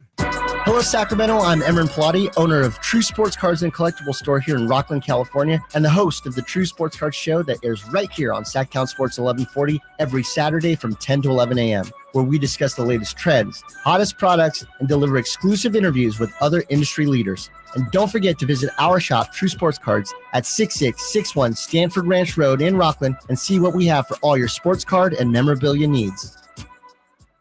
Sacramento's premier music festival, Country in the Park, is back. 2 big old nights, May 17th and 18th at Cal Expo, with Bradley Gilbert, Dustin Lynch, Walker Hayes, and more. Plus line dancing, a mechanical bull, and Sacramento's best food trucks. 2-day general admission tickets are on sale now, starting at $85, or upgrade your experience with VIP or pit passes. Country in the Park, May 17th and 18th at Cal Expo. For more info, visit CITPfest.com. Brought to you by Hubble Chrysler Dodge Jeep and Ram Center. The Arnold Law Firm has seen how an injury can turn anyone's life upside down.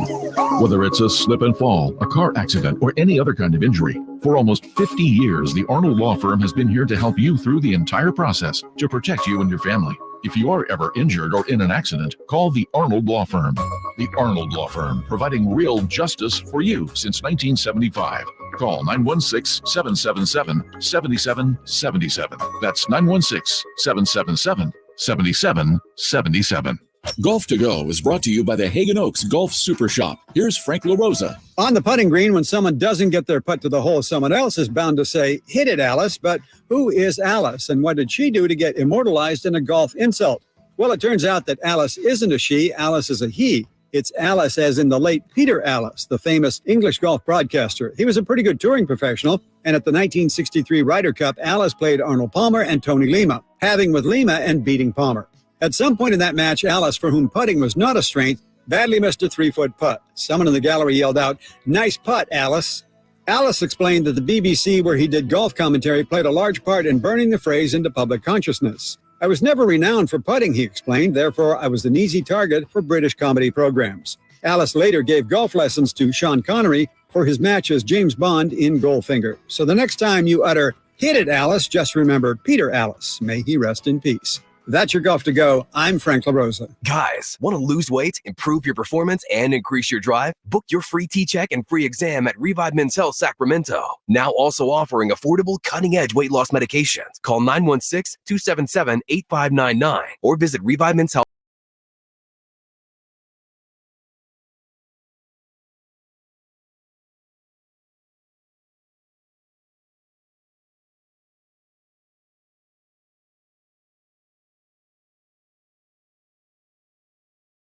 Team that you hate versus the team that you hate. I just want to take a second to talk with the Raider fans out there. We already have a texter on the Folsom Lake Honda hotline. Folsom Lake Honda, all guessing callers and texters join us from the Folsom Lake Honda hotline. Folsom Lake Honda, your one-stop Honda shop. 916, they say I'm a diehard Raider fan and an avid 49er hater. But the thought of seeing Mahomes, Kelsey, Taylor Swift, and the Chiefs celebrating a Super Bowl win in our home stadium makes me want to puke. Go Niners. Whoa. That's the Whoa. But that's the take though, right? You got to stay true to hating your division opponent. I don't think you can root for the Chiefs if you are a Raiders fan. That's really tough, though, because it's like it still brings up and I guess, with the Raiders moving, it might not be that much at the forefront of the conversation, but I still feel like there's the Niner Raider disdain for each other for, hey, this is our turf. No, this is our turf. And, oh, you fans are like this while us fans are like this. And I'm surprised to hear that passion, because it's local. It's something that you deal with in your day to day. Like, how often do Oakland Raider fans deal with a Chief fan in their life, but versus how often they have to deal with Niner fans and them talking about their team in your life. So I actually think that kind of surprises me to hear that, they really dislike the Chiefs more than they dislike the Niners, because in a way, it is kind of like the question that Kings fans got asked last year when they were eliminated, Lakers Warriors. Which one upsets you more? There's one that's a real rival, like a real rival with history. And there's one that, has some good matchups between the two. De'Aaron Fox doesn't consider it a rivalry. And it's more so a local turf battle than an actual, the games obviously have their say in it too, but it's interesting. The only argument I would have for the Raider fan to root for the Niners is that the Chiefs have already done it. So you've already had to wear it from the Chiefs, and they have one of the best quarterbacks of all time. So they've already won it. You're already kind of used to them winning it. And now you got to throw in, not only did the Chiefs win it, now you got to deal with your Niner fan friends saying we won it in your stadium. So that would be the argument, the only argument I could think of right here from Matthew Henson on the Sack Chat. Shout out to Sack Chat. Haven't given them a shout out yet. Shout out to the Sack Chat. Having a good time in there. From Matthew Henson, any real Raider fan would pull for the 49ers or not root for anyone at all, which we know that's the easy. Nobody is rooting for anyone, but you watch, your heartstrings are going to pull you in a certain direction. He continues, as Raider fans, we can never, in all caps, pull for the Chiefs. As much as I dislike the Niners, I hate the Chiefs even more. So that's two Raider fans saying that you cannot root for the Chiefs. And I get it. It's roles reversed because the Niners have been in glory all these years, even though they haven't won the big one. If the Raiders were playing at Levi's and it was the Raiders versus the Rams or Seahawks, I think it's very simple. The Niners would be rooting for the Raiders. Yes. It's not even close. Yeah. I think it's a little bit of a little brother situation where the Raiders haven't been in the same prominence of the Niners. Yeah. But if you flip it, it actually makes this very simple because the Niners, I don't think there's a Niner fan out there that would be rooting for the Seahawks or the Rams instead of the Raiders. No, absolutely. I completely agree with you. And I would build on that and say that's like, to that point, I really think that's why I'm kind of surprised that the Raider fans aren't going for the Chiefs, because I think that the proximity. But that's to the Niners, opposite of what I just said, though. Well, I'm saying that it's the big brother, little brother thing is more the angle I was going to take. I think that would lend itself to say, again, I think I'm surprised to hear that Raider fans aren't more upset at these guys are the people that I have to deal with on a day-to-day basis, and they try and sun us all the time. Whatever. I'm not a Raider fan either, so I guess my take in this is irrelevant, but I just am surprised that that's not being factored more into this, because from the complete outsider perspective, it has always felt like Niner fans have felt, the organization, the fan base is both just step above Raider fans, and Raider fans are a little bit more gritty and, hard nosed and, peeing in troughs and stuff at their stadium, and while Niner fans are, got eating charcuterie boards and all that stuff. And I'm really surprised that hasn't stuck around with Raider fans. That would really, that's the kind of stuff that really gets under my skin as a fan, like with the Warriors and the Kings angle of this is really the little brothering of it all. Yeah, I look, either way, the Raiders are down bad. It's just which down bad do you want to be? Do you want to be down bad to a dynasty happening? And by the way, Raiders I know they got their guy in Antonio Pierce, but now they got Harbaugh in the division. That's a good. So point, right. You got to deal with that, and Harbaugh probably has his quarterback, you would think, for the next 5 to 10 years, unless Justin Herbert turns into a pumpkin and he really ends up not being that guy.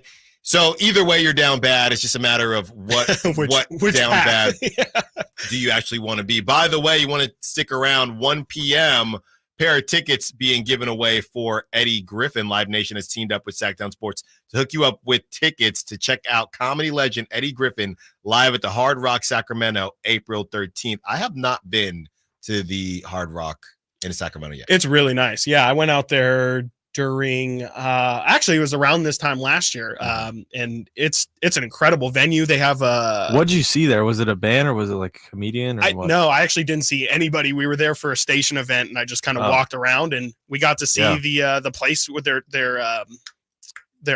event hall and all that, and it's top notch. It's really crazy out there. So I would definitely recommend. A year ago, I went to see the UFC like G League there. Uriah Faber's thing. Yeah. I remember you did that. Yeah. Honestly, it was amazing. Yeah. I'm not even.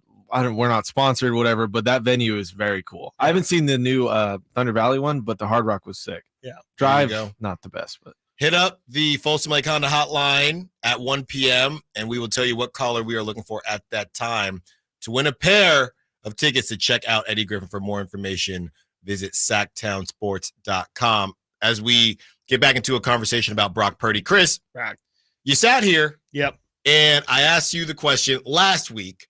And you said, yeah, the comeback victory, they were only down. And I'm not trying to put words in your mouth. They were only down 4, whatever the case is. To see what he just did yesterday. Yeah, absolutely. In this situation, what question marks could be left? No, for me, it's all bigger picture questions of like winning a Super Bowl. Not winning a Super Bowl. No. I thought Brock could win a Super Bowl. I've said it all year that Brock could win the Super Bowl and that he would not hamper the Niners from their ability to reach the big game. No, my questions are more just, hey, when you get paid and the weapons aren't going to be there, which is going to happen at some point here, pretty soon, are you going to be able to elevate the team? Because that's what they're going to pay him to do. Even if he doesn't get paid the full, Lamar Jackson money or anything like that, he's going to get paid more than what he's getting paid right now. Pretty significant, like 20 times as much at least as he's getting paid now. And that's going to lead to whether it be offensive line, whether it be to only having one star receiver or having, only okay average running back. Something is going to fall because Brock Purdy is going to get paid what he's going to get paid. My question is now just, can we start to, and this is after this season, but can we start to move towards, okay, Brock is really picking things up that are going to actually eliminate the conversation of, can this guy do it without talent? But I've never questioned all year long, can Brock lead this team to a Super Bowl? Is Brock good enough? Absolutely. I mean, he was clearly the best quarterback for this team this year. And I don't have questions on, small things like what we were talking about last week. He's now proven to me that it's not impossible for him to come back from 2 scores down, from 10 down and win a game. But now it's big picture questions, and those questions are not going to be answered this season, but those are still questions I have. He has not answered every question that comes with a quarterback. But he did elevate the team with all those stars on the field. Sure. That he did elevate that team yesterday. That's great. That's fine. But I like elevating a team is baseline what you're supposed to do as a quarterback. Like, how much can you elevate the team, and can you actually elevate the team past? Can you make a game that you're not supposed to win into a game that you do win? And he did that yesterday. He absolutely did it yesterday. But again, the questions are gonna come without Debo or without all of these weapons. And to Brock's credit, he did spread it around yesterday. There was not that was all Debo. How about you check that long throw in the first half and then the toe tap on the side? I mean, Brock was dead to rights on that play too. He was great. Yeah, he escaped the pocket. Talk about Eli Manning, escaped the pocket there and then made a dart on the sideline. But the question becomes, can he do it, multiple times in a season? And, can he do it multiple times in the playoffs as well? It's not, you might say it's not fair to ask those questions and you keep moving the goalpost further and further, but that's how this game is played. That's why it's the toughest position in sports, is because even when you feel like you've answered all the questions, there's 5 more right behind you. We still have questions about Josh Allen and Lamar Jackson. So you better believe we're still going to have questions about Brock Purdy. Now, if he's got hardware where they don't, and we can do the roster conversation, that's fair. But if he's got hardware and depending on how it looks, those questions could get answered the same way Brock did his thing yesterday. We all know that, right? We all know that.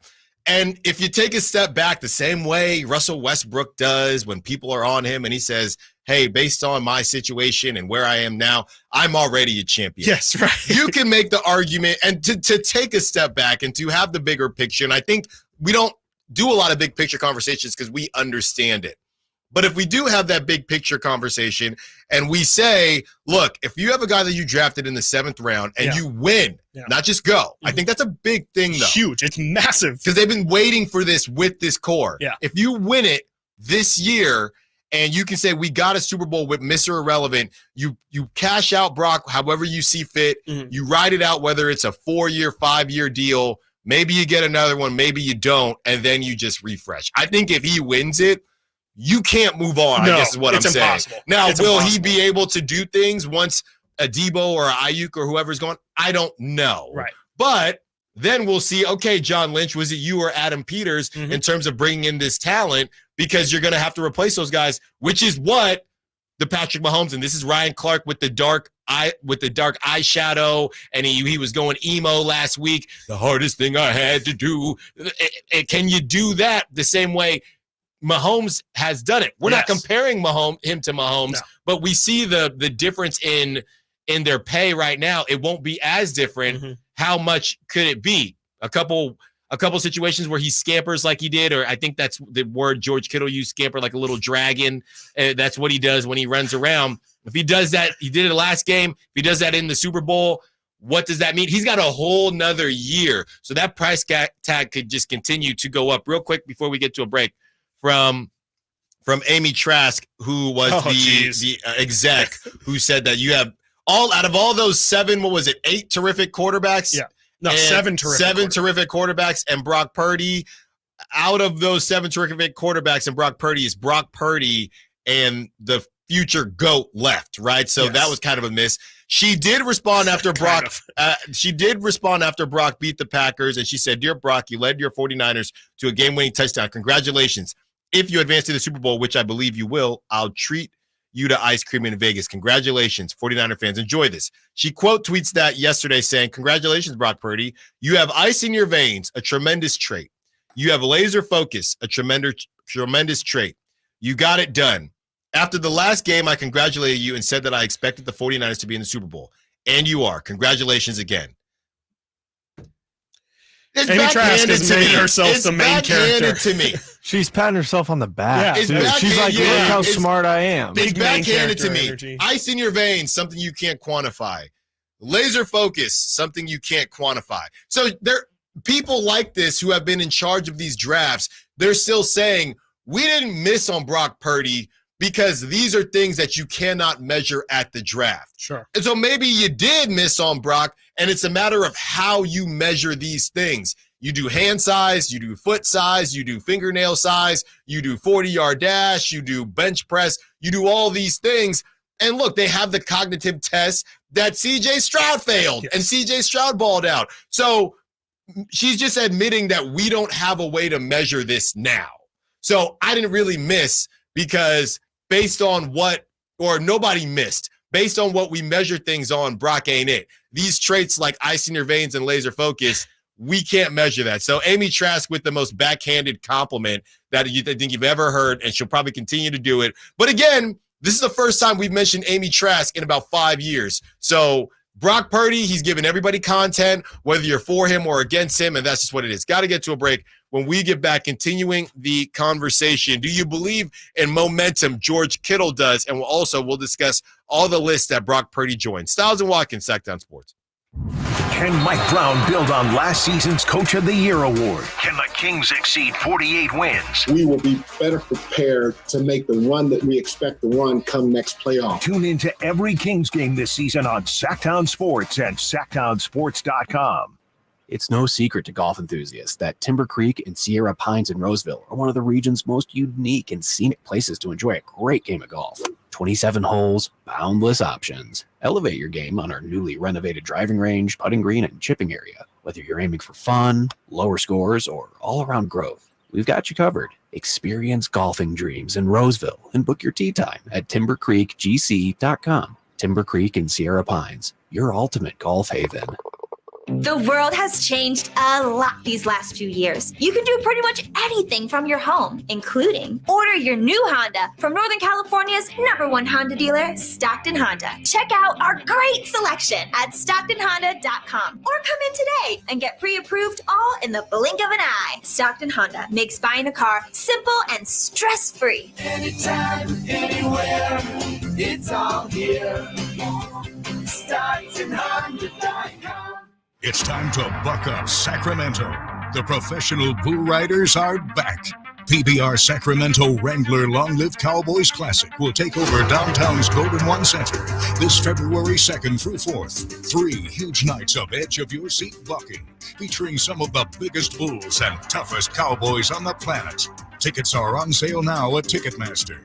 Stop by any participating Save Mart location for a 20% off ticket discount code when you buy Monster Energy. Plantar fasciitis feels like pointed, sharp pain, very intense, can make your eyes water. It makes you walk funny because you're trying to get pressure off your heel. I had instability. I was so frustrated. I didn't know what to do. And I was driving past the Good Feet store. I mean, why not? Give it a try. For over 20 years, we've been helping people like Teresa actually live the life they love without their feet getting in the way. They wanted to make sure they fitted me with the right thing. And so they brought out several different arch supports and gave me the opportunity to try them in shoes and walk around with them until they found the perfect ones for my feet. I had no idea that they would be that patient, and I had no idea they would be that kind. And you just knew, like, your feet, just when they got on the right ones, they were like, oh yeah. And it really did make a big difference. It made my foot not hurt.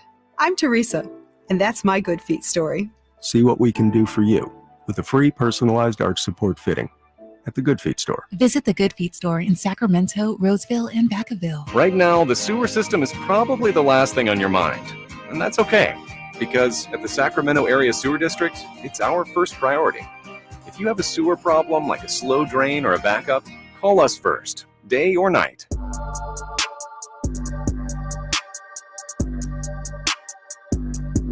Sactown Sports. Call or text at 916-339-1140.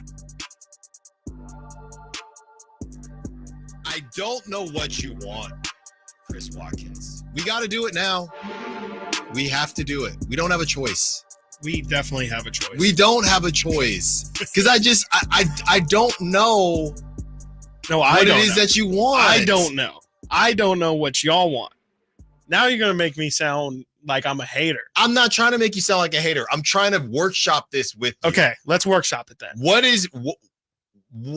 is Stiles and Watkins? We were talking during the break, and we're talking about the Jared Goffs of the world, the Brock Purdy's. Yes. And you essentially think that, is it that you think we're not talking enough about the roster enough? No, I think it's been brought up. I just feel like I'm just more the individual that is Brock Purdy, like regardless of situation, and which has been the big talking point from everybody, which is why, again, I don't want to bring it up because I feel like it becomes this big polarizing thing with once you bring it up, it's now you're saying, okay, well, Brock Purdy sucks. Like, why are you saying he sucks? And it's like, I'm not saying he sucks. I just think with some of the success, you have to factor in some percentage of, okay, this is because of his situation, but what does this guy look independent of situation? And I think that's where a lot of the discourse comes from, where people have, like Steven Ruiz takes it a step too far and has Brock in his 20s because he says, well, look at all the talent around him. How much is he really doing?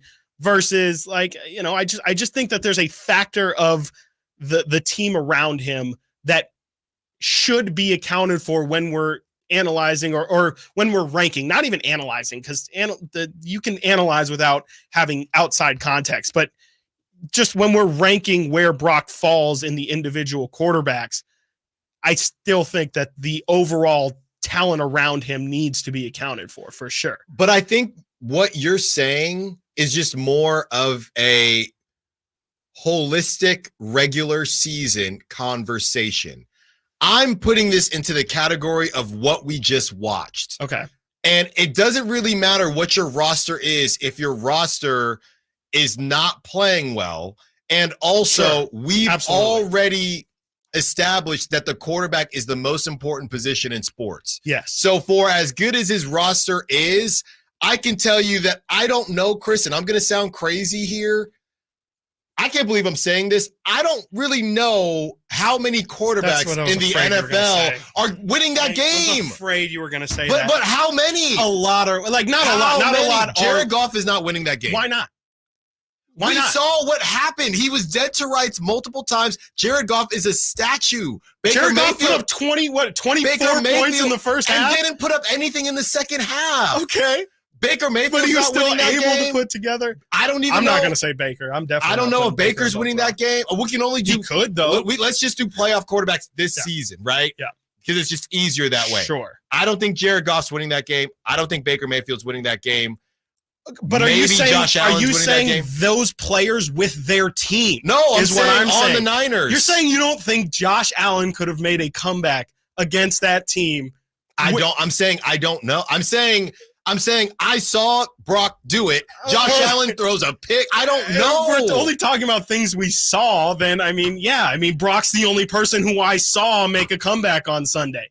But I'm saying that there's people who are capable. I don't know that situation. I think you would agree with this. Fine. Can he make Would Lamar Jackson have come back from to? that yesterday with the Niners roster? I don't think so. Okay. But that honestly is more my feelings on Lamar. But that's he fair. Could have. I wouldn't have put it up. I wouldn't have bet that I think Brock has a better chance than Lamar does. I don't know. I don't know if CJ Stroud does. I just haven't seen enough. I don't think I can say that. Okay.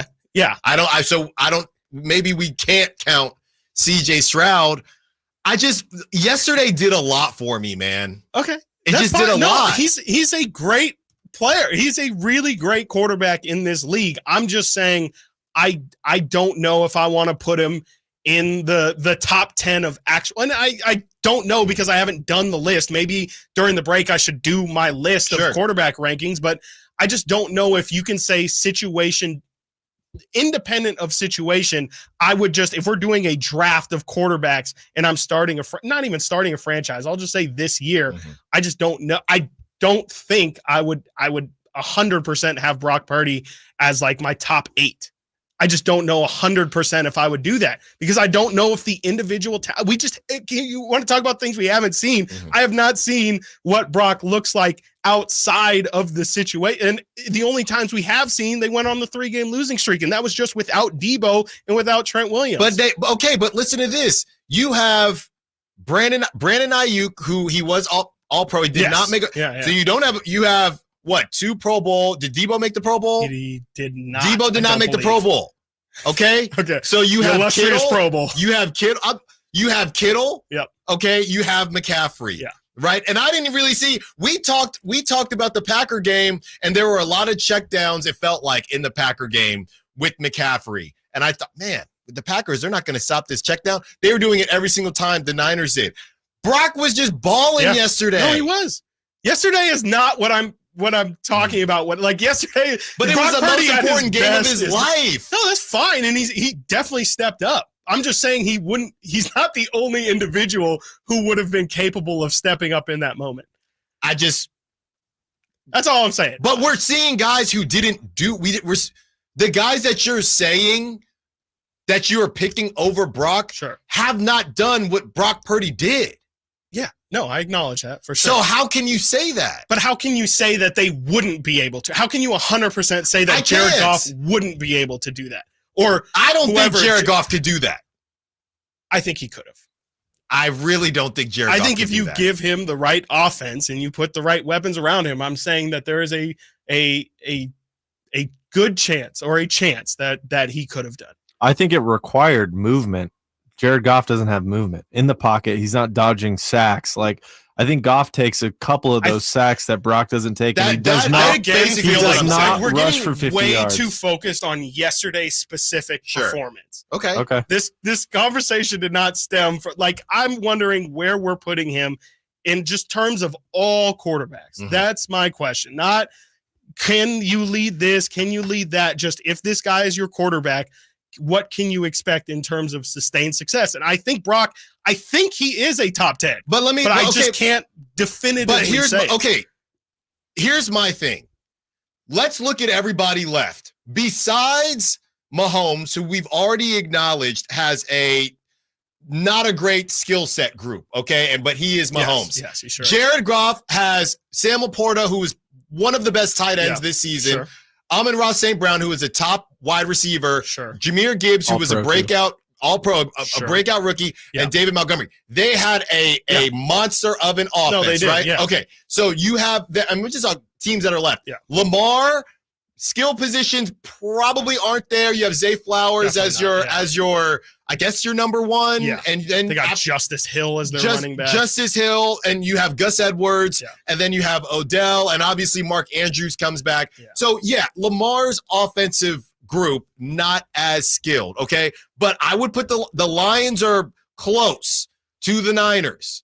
I would put the Lions close to the Niners. Yeah, for sure. And they have Ben Johnson, who's up there and they have Ben offensive mind, Johnson. for sure. So if you are the Lions and you have Jared Goff, who has been through this time and time again, I think it says more about Jared Goff and not being able to. Now look, it's not his fault that Reynolds had popcorn before the game. Yeah. It's not his Gibbs fault. fumbled. And Jameer Gibbs fumbled. I get all that, but you just had a job to milk a situation, and you couldn't do it. The Packers, they're super young. I won't put the Packers in the same conversation. I guess my point is when you get down to these playoff teams that are left, there's less of a roster argument because there are better rosters left. Of course, yeah. Okay, and I know that CJ Stroud, CJ Stroud, Mahomes in a category, I would say, with their skill set groups doing the most with the least. Then you have the Lamars to where there's more of an argument. And I don't know what to do with the Bills because the Bills, they have an elite wide receiver. They had a running game this season. Their number 2 kind of rotates. They have 2 good tight ends. So I don't think that what Brock is working with, and the defense couldn't do anything in the first half. So I don't think what Brock is working with, and they look like garbage. I don't think what Brock is working with is that much better once you get into the playoffs. Maybe in the regular season, but once you get in the playoffs, I think that the line is pretty even, pretty close enough to where it's not Brock is like I don't think Niners are 7.5 point favorites. But so where are you trying to put Brock? Is my question. I think he's near the top 10, but I would say he's bottom tier 2, if not top tier 3. Okay. And I would say that's like, tier 2 is definitely the Josh Allen, the Lamar, the Joe Burrow. You'd probably still have, Joe Burrow, Aaron Rodgers if you want to, I guess. I don't know if you put him in there. Okay, so CJ Stroud is in there. Like, I think that's just 5 to 6 quarterbacks off the top of my head. Kirk Cousins, like I watch Kirk Cousins every week. I think Kirk Cousins can make every throw that we Brock gotta Purdy go. can throw. You can't drop Kirk Cousins knowing we gotta go. Gotta get to a break when we get I don't back. want to talk about it in the first place. Carlos, we see you on the line. Maybe you can help us out.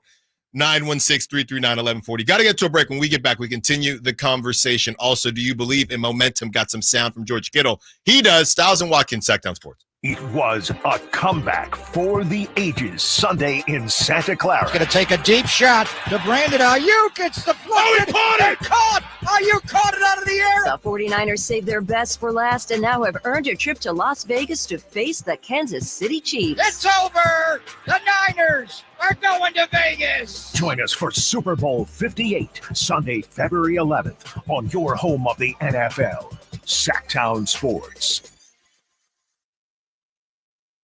I think so. Man, I miss playing football. Being young with unlimited energy to burn. Ever since I turned 40, I just can't find that fire I used to have. Think it could be lower testosterone? What do you mean? All guys lose their edge when they turn 40. The body has less testosterone. That's why I take Nugenix Total T. I've heard about Nugenix. That really works? Since I started taking Nugenix, I'm lifting like when we played for Coach Carter. I feel more energized at work. It's even spiced up things between me and the missus. Are they still giving out complimentary bottles for people to try? Yep, send a text. It's that easy. Text JUDGE to 42424 right now for your complimentary bottle of Nugenix Total T. It's the #1 selling testosterone boosting brand at GNC and Walmart. Do it now and they'll also send you a bottle of Nugenix Thermo X, their newest, most powerful fat burner ever, absolutely free. Text JUDGE to 42424. That's JUDGE to 42424. These statements have not been evaluated by the FDA. This product is not intended to diagnose, treat, cure, or prevent any disease. Winter is coming. I know you know that, but are you prepared to keep your family warm all season long? At American Energy Heating and Air, their goal is to exceed your expectations of the heating and air industry by valuing the customer experience and making your home comfort system as efficient as possible for the most value. So book your $49 furnace tune-up and safety inspection today. Prevent dangerous gas leaks. Extend the life of that furnace and save on your energy bills. And here's the guarantee. This isn't a sales call. They're not getting in the door so they can try to sell you a bunch of stuff. No, they're just going to do what they say they're going to do. Call today to schedule an appointment at 916-520-9990 or go to AmericanEnergyAir.com. Been serving the greater Sacramento area since 1981. A-plus Better Business Bureau rating. Get your $49 furnace tune-up and safety inspection today. 916-520-9990. American Energy, making the uncomfortable comfortable. It's easy to think all money managers are pretty much the same, but at Fisher Investments, we're clearly different. Different? How? You sell high commission investment products, right? No, Fisher Investments doesn't sell any commission-based investment products. Well, you must earn commissions on trades. Nope, never at Fisher. We're a fiduciary, obligated to act in our client's best interest. It's the highest standard of care for a financial advisor. How do you know what's in their best interest? We get to know our clients and then tailor a portfolio based on their goals and needs. But you probably sneak in some hidden and layered fees. No, we have one transparent management fee structured so we do better when our clients do better. Wow, you really do look out for your clients. That's because our top priority is helping them achieve a comfortable retirement. It might be why most of our clients come from other money managers. Visit FisherInvestments.com to find out why investors like you switch to us. Fisher Investments. Clearly different money management. Investments and securities involve the risk of loss. At Elk Grove Honda, not only do we have a great selection of pre-owned certified cars at very fair prices, but every one of our pre-owned automobiles are treated with kid gloves with a 182-point inspection that covers everything from unibody to tires to brakes and engine filters. Then our certified cars receive a mobile oil change and fresh fill-up with full synthetic mobile oil. We know you have lots of choices of where to purchase your next car. Come to Elk Grove Honda, home of the 182-point inspection and mobile oil change. We're in the Elk Grove Auto Mall, Highway 99 at Elk Grove Boulevard. At Elk Grove Kia, we get it. Life happens. We believe in second chances. Have repos, late payments, or faced bankruptcy? No problem. Our finance department is top-notch and ready to make miracles happen. No need to worry about money down. At Elk Grove Kia, you can drive away today with $0 out of pocket. Visit us at Elk Grove Kia in the Elk Grove Auto Mall or online at elkgrovekia.com. Your second chance to drive the car of your dreams is just a visit away. Elk Grove Kia, where we turn obstacles into opportunities. Dare to drive differently. Elk Grove Kia. If you think getting hurt in an accident is bad, wait until you deal with the aftermath. Even what seems like a small accident can have devastating consequences to your health, employment, finances, and family. All this can be avoided by getting the right help and calling the Scranton Law Firm. Since 1973, we've collected $500 million for our clients and helped thousands of people just like you. Call us at 1-800-707-0707 or ScrantonLawFirm.com. Time to get your tickets for the Sacramento Sports Hall of Fame celebration, February 4th at Thunder Valley. Inductees include Matt Barnes. Go to Ticketmaster.com. KHTKAM Sacramento, KYMX HD2 Sacramento. Tape it on the local level. Live and local, 6 a.m. to 6 p.m., Monday through Friday. From the Power Business Technology Toshiba Studios. Sactown Sports.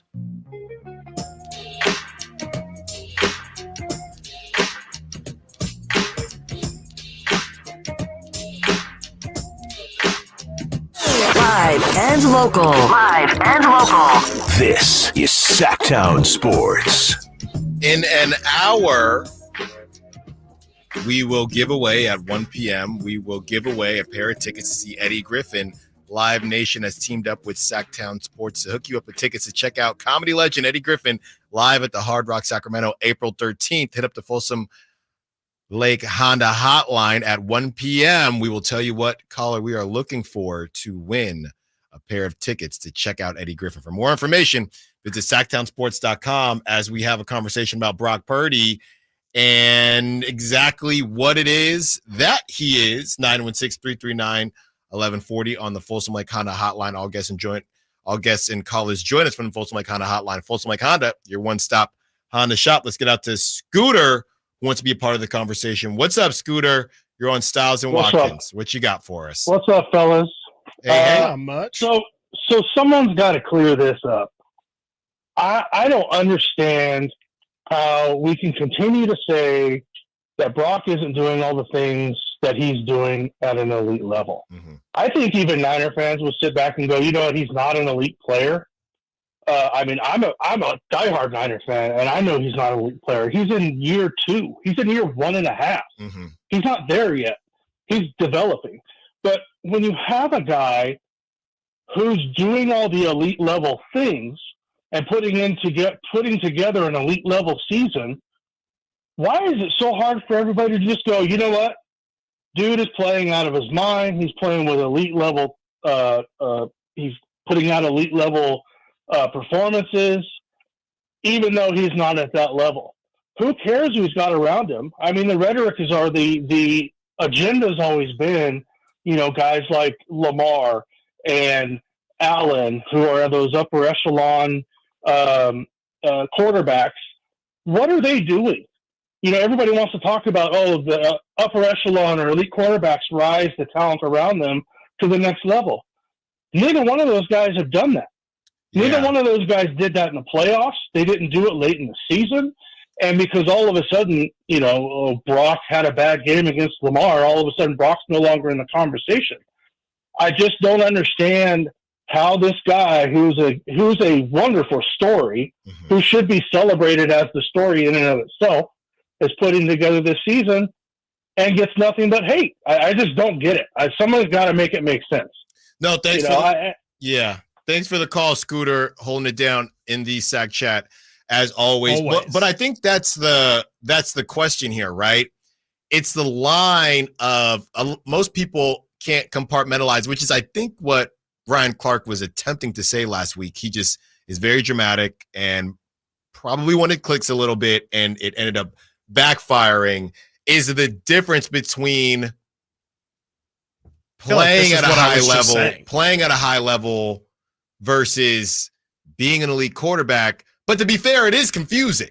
It is a confusing situation because if all you've done is play at a high level besides a couple games, right? And Brock does get the hate word, I don't know, but I do think he gets unfair scrutiny.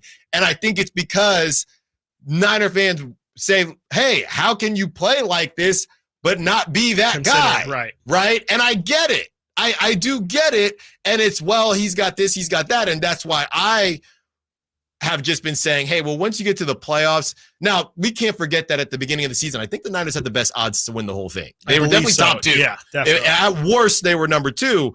But there's only really, here is the question.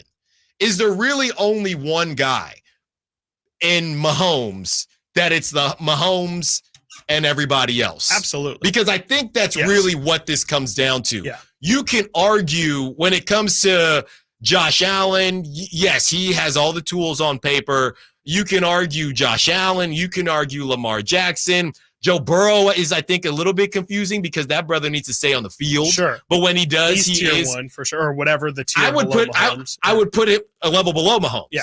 Because look at Joe Burrow's weapons. Joe Burrow got a nice little weapon group over there too. Does. So you got Joe Burrow, and the question is, can you put Brock Purdy into that group? That's the conversation. So. That's really the conversation I think we should have. That's what I was trying to ask, and I don't.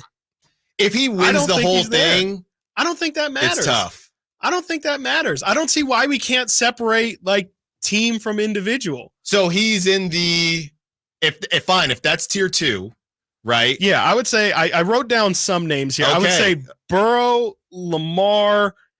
I mean, I know people don't like to hear it, but Josh Allen is definitely in that second tier. And, you know, I think CJ Stroud's fighting to be in that second. He definitely has not proven enough yet, but I think he's working towards it.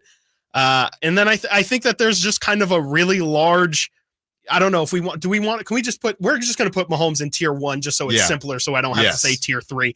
So I got Mahomes, Burrow, Lamar, and Josh Allen in tier 1. No. I think it's Mahomes by himself. Okay. Well, I also agree, but like I said, can we just for the sake of so I don't have to say Sure. So we're just going to have them in a separate tier. We'll just say that. I think that the problem is figuring out And it could just be a fluid situation. But again, I have CJ Stroud. I think Trevor Lawrence as an individual, Justin Herbert as an individual. There's a lot of questions. Jalen Hurts, Brock Purdy, Kirk Cousins I threw in there, Dak Prescott. Jared Goff is probably at the bottom of the tier. Tua, where does Tua fall in all of this as well? He's not falling. He's no. Yeah, no, he's No. at the bottom He's of the tier. falling. But to me, that's like the second tier, and maybe it's Kyler. You could argue maybe has been done bad by his situation, Sure. but It I would wasn't say too maybe long Kyler's ago. in that second tier. Kyler was in that conversation. Exactly. And so, yeah, I just think it's a fluid situation of all of those guys. And I think everybody has a completely different ranking for, where they would put Trevor Lawrence or especially Justin Herbert. And I think a lot of people just say Brock is at the top of that second tier. And I disagree as an individual, but I could see how you could say, here are all of these numbers, here how he's playing. You just have no how choice. can you There's say? no choice right now. Absolutely. But I don't understand. That's what my whole question is I don't understand why we can't have the nuance of this guy. We can acknowledge he is a good quarterback, not one of the best, but his numbers might say he is one of the best. But it's almost as if, hey, we can put him here now. Why only for Brock is it we can put him here now because he's playing like it? Yeah. But if he stops playing like it, we'll drop him off. Wouldn't that be the same for everyone? I think that kind of is for that second. I think that just is what the second tier is. Yeah. And at any given point, you can be at the top of that. You can be, and I would say Brock probably has played better than, Trevor Lawrence and Justin Herbert and Jalen Hurts and Dak Prescott and Tua. I would say he's played better than all of those guys. But there were points this year in the regular season, granted, where we had Dak up there. Dak was the leader for MVP. Tua was looking real hot for a couple weeks there. I just think that whole thing is super fluid, and maybe that's more the conversation. It's not a fun conversation, but I think really what it is there's just that upper tier of quarterbacks, and then there's this, the middle class, I guess, or the upper middle class of quarterbacks is just a really fluid thing. Yeah. And look, I'm not, like I said, I think we're on the same page as far as what the discussion is, right? Whether or not we agree or not. Right. As far as that top group, I would say it's the same idea. You can drop out of that. If Joe Burrow he gets injured next season or is just not in the mix, I'm kicking Joe Burrow out the club. Okay? I'm kicking Joe Burrow out the club. If Josh Allen loses when he loses again. So then my question would be, where is Aaron Rodgers on this list? I don't know. Because I got to see him play. But you can't have him not in one of those teams. You can't have him you can't say Aaron Rodgers, just because I haven't seen him, is below Jared Goff in my quarterback rankings. I'm not putting him under Jared Goff. I'm just saying, but you got to put him somewhere. So where is Jared? He can go in the top tier, and we see what he does next season. Okay. He only got about a season left anyway.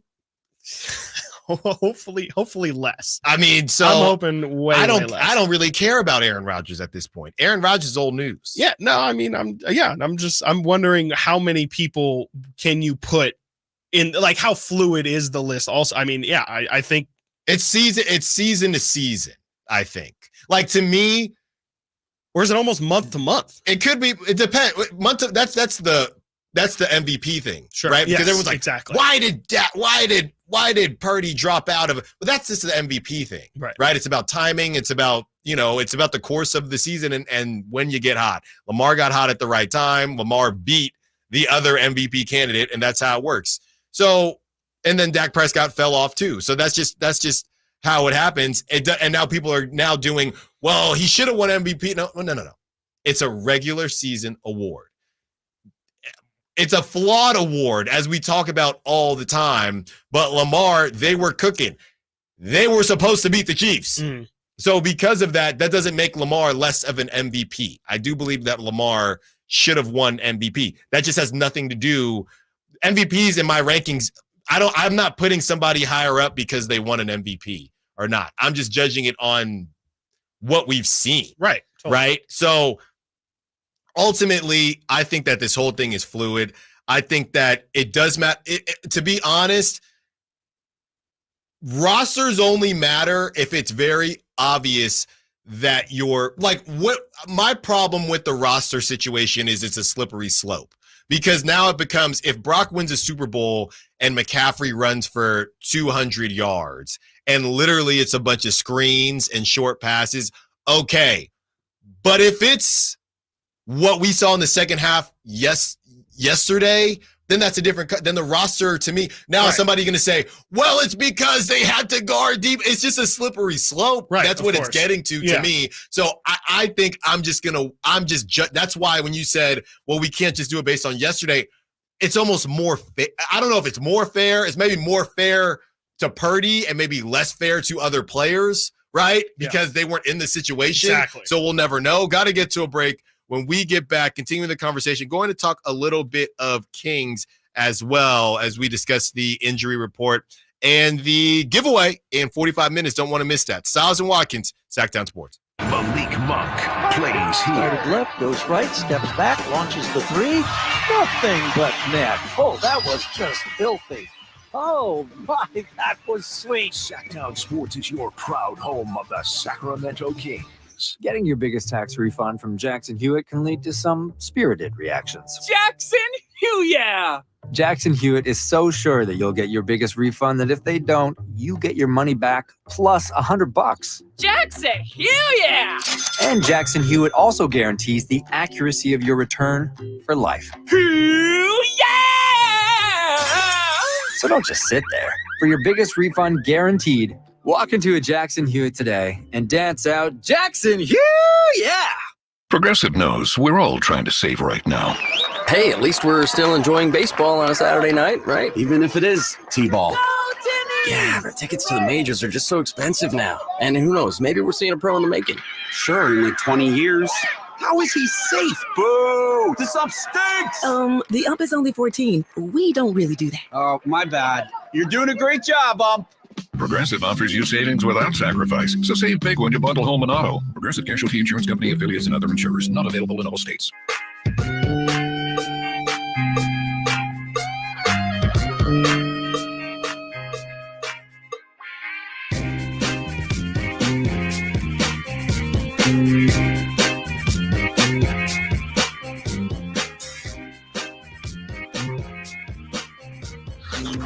Sactown Sports. Check us out on YouTube. Search Sactown Sports and subscribe.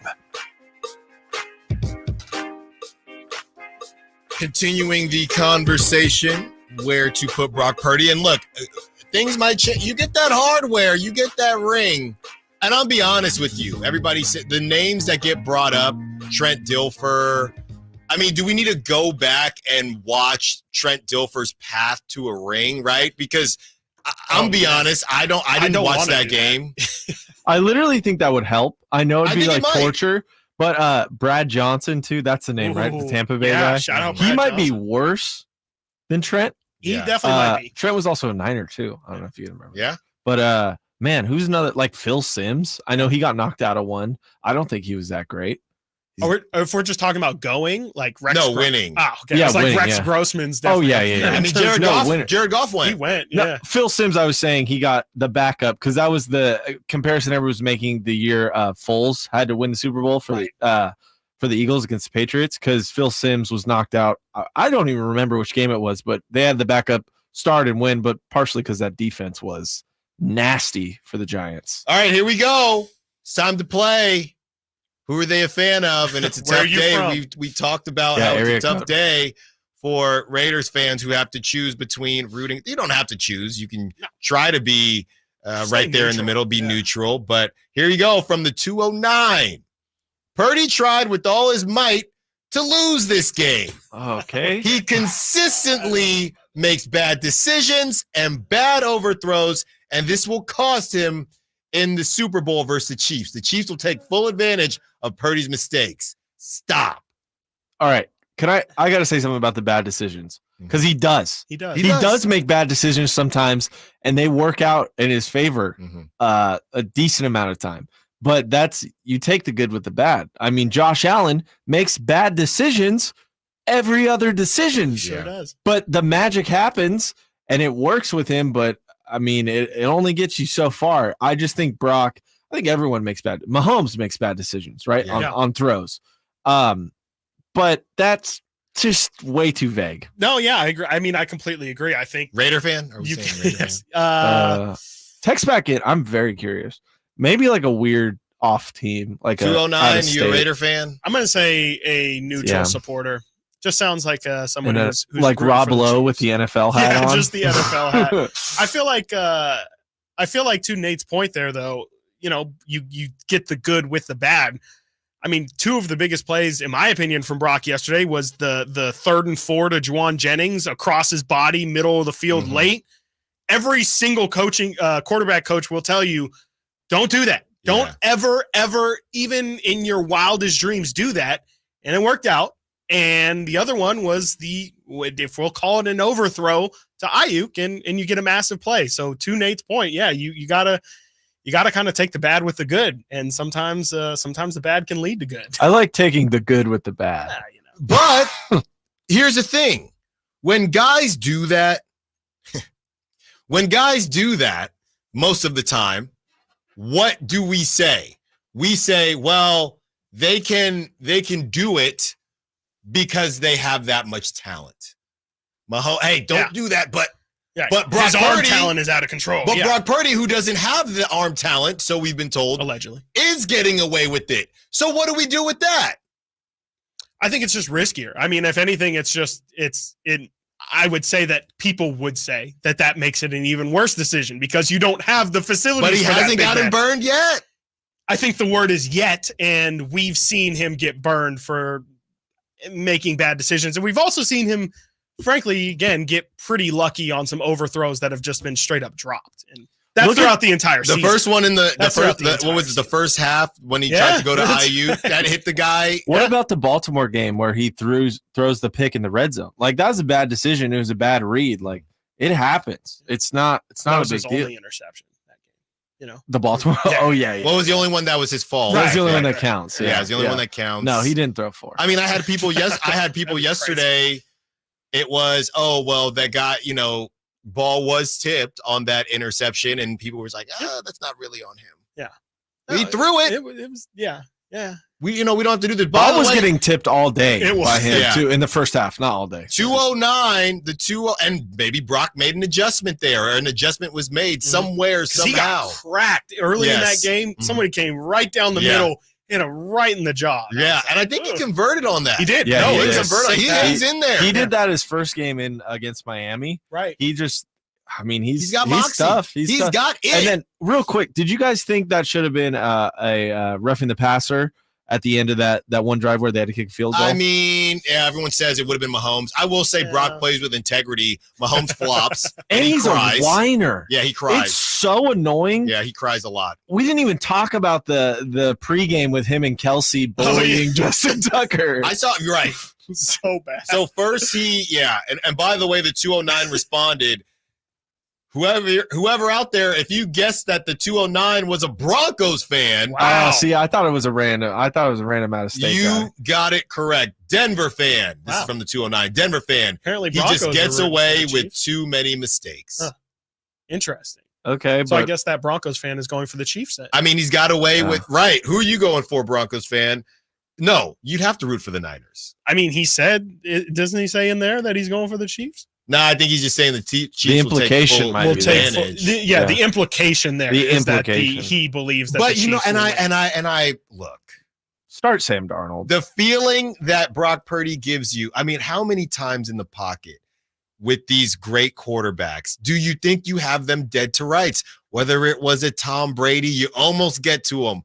Whether it's a Mahomes, you almost get to him, and then you don't. Yeah. It's an it factor again. Very similar. I know Amy Trask, I don't think she was completely trolling, but that laser focus, ice in your veins, there is something that you can't quantify. Absolutely. That's a knack.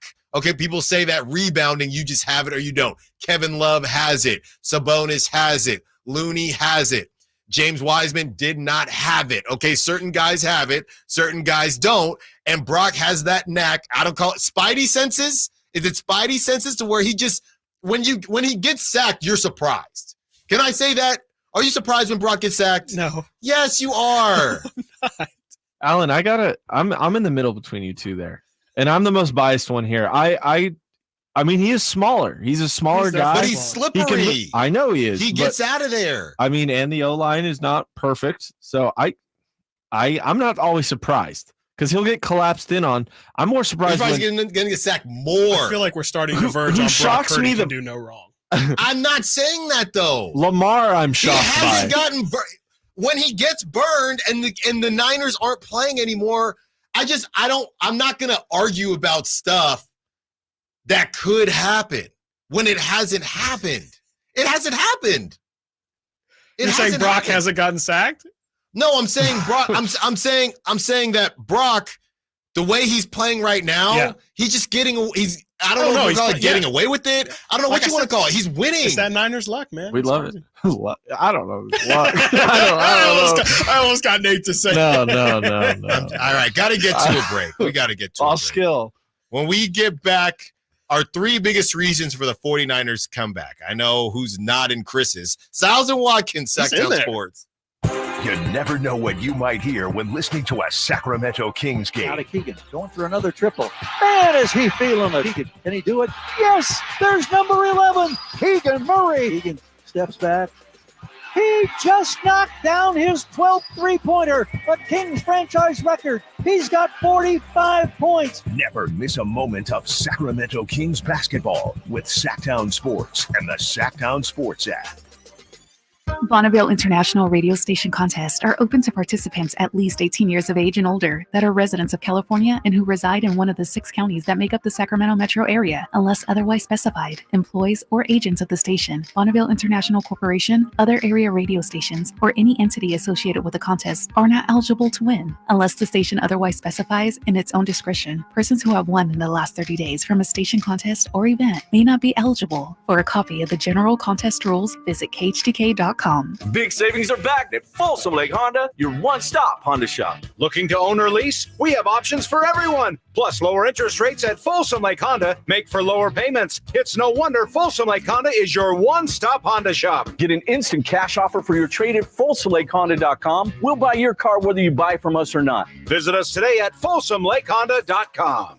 Folsom Lake Honda, yeah, your one-stop Honda shop. It's time to buck up, Sacramento. The professional bull riders are back. PBR Sacramento Wrangler Long Live Cowboys Classic will take over downtown's Golden One Center this February 2nd through 4th. 3 huge nights of edge of your seat bucking, featuring some of the biggest bulls and toughest cowboys on the planet. Tickets are on sale now at Ticketmaster. Stop by any participating AM/PM location for a 20% off ticket discount code when you buy Monster Energy. The Arnold Law Firm has seen how an injury can turn anyone's life upside down. Whether it's a slip and fall, a car accident, or any other kind of injury. For almost 50 years, the Arnold Law Firm has been here to help you through the entire process to protect you and your family. If you are ever injured or in an accident, call the Arnold Law Firm. The Arnold Law Firm, providing real justice for you since 1975. Call 916-777-7777. That's 916-777-7777. Jerry and Kenny here from Bell Brothers. And if you've even thought of replacing your old, outdated, inefficient windows, now is the time to take action. Right now at Bell Brothers, when you buy one window, you'll get the second one for 30% off. That's right. Buy one, get the second one 30% off. That's real savings, up to $6,000. You have to buy at least 4 windows to qualify, and you can't mix windows and doors. But beyond that, every second window is 30% off. For example, when you buy 10 windows, you will get 5 windows at 30% off. We also have 0% interest financing available for qualified buyers. Call for details. To take advantage of our buy one, get one 30% off sale, call Bell Brothers now at 916-444-1234 or find us online at thenosurpriseguys.com. The No Surprise Guys, Bell Brothers. Sacramento's premier music festival, Country in the Park, is back. 2 big old nights, May 17th and 18th at Cal Expo with Brantley Gilbert, Dustin Lynch, Hayes, and more. Plus line dancing, a mechanical bull, and Sacramento's best food trucks. One-day tickets are on sale now, starting at $46, or upgrade your experience with VIP or pit passes. Country in the Park, May 17th and 18th at Cal Expo. For more info, visit CITPFest.com. Brought to you by Hubble Chrysler Dodge Jeep and Ram Center. I like daffodils, tulips, the big dinner plate dahlias. I loved being in the garden, but I wasn't going to be able to because I couldn't not only walk, but I couldn't really stand on my foot without being in pain. It was excruciating. So my husband said, let's go to the Good Feet store. For over 20 years, we've helped people like Terry live the life they love without letting their feet get in the way. This nice young man said, I think I can help you. He got the arch support and I was fitted. And I kept walking back and forth across the store. And I looked at my husband and burst into tears because it was the first time in a year that I have not had any pain in my foot. I have had no pain since the day I bought them. Now I can do whatever I want. There isn't any place on my property that doesn't have flowers blooming 365 days a year. I still can't believe it. My name is Terry, and that's my Good Feet story. See what we can do for you with a free personalized arch support fitting at the Good Feet store. For sore feet, aching back, knee, or hip pain, come to the Good Feet store in Sacramento, Roseville, or Vacaville.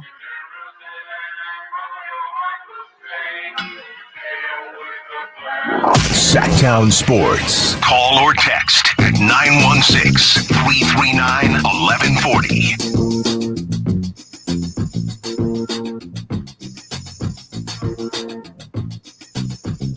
From the 916, Brock is the result of playing 4 years in college. I mean, there are a lot of guys that play 4 years and they don't play after that. Yeah. Stetson Bennett played for like 50 years. Yeah, right. Stetson should be the GOAT then. Brendan Whedon. In that case, Brandon Whedon. Who else played for a long time? The guy's coming out now, Bo Nix. Look out for Bo Nix. I just saw a tweet that said that there was a world before COVID where Jaden Daniels was throwing touchdown passes to Brandon Ayuk. Interesting. And there is a video of Jaden Daniels at ASU If throwing I'm not a mistaken, touchdown. I think back then he went by JT Daniels when he was at ASU, if I'm not mistaken. Can I kind of compare the NBA and NFL here? Please. Any players in the NBA that are top tier guys that played 3 years or more in the NBA? Because everyone is 1 or 2. How many did Steph play? 2? Steph played 3, I believe. That's who comes to mind immediately. Draymond. I mean, I don't think we're putting Draymond at the top. Top tier guys right now. Like Luka obviously doesn't count. He's playing pro ball. Yeah, I think I don't know how. I think Jimmy Butler might have played a couple of years at Marquette. It's just interesting the amount of Keegan leeway. Murray, By the way, Jaden Daniels never went by JT Daniels. Okay. What was the question? JT Daniels was at West Virginia. I mean, Steph Curry doesn't. He's one example, but NBA players that have spent 3 or more years in college and are top tier guys in the NBA. Because I feel like there's a decent amount of role players that Steph was 2 years or 3. I don't think know. Steph was 3. Yeah, but so like who is a guy right now who is developed in college and came to the NBA and is now a star? I mean, you could argue Tyrese Halliburton. So probably. One and dones don't count. Obviously. What's the line? 2? No, 3. Said 3. 3 or more. 3's a long time. 3 is a long time. Yeah, is a it's really just long not common anymore. No, I mean it's almost like impossible. I think Donovan Mitchell even was 2 years.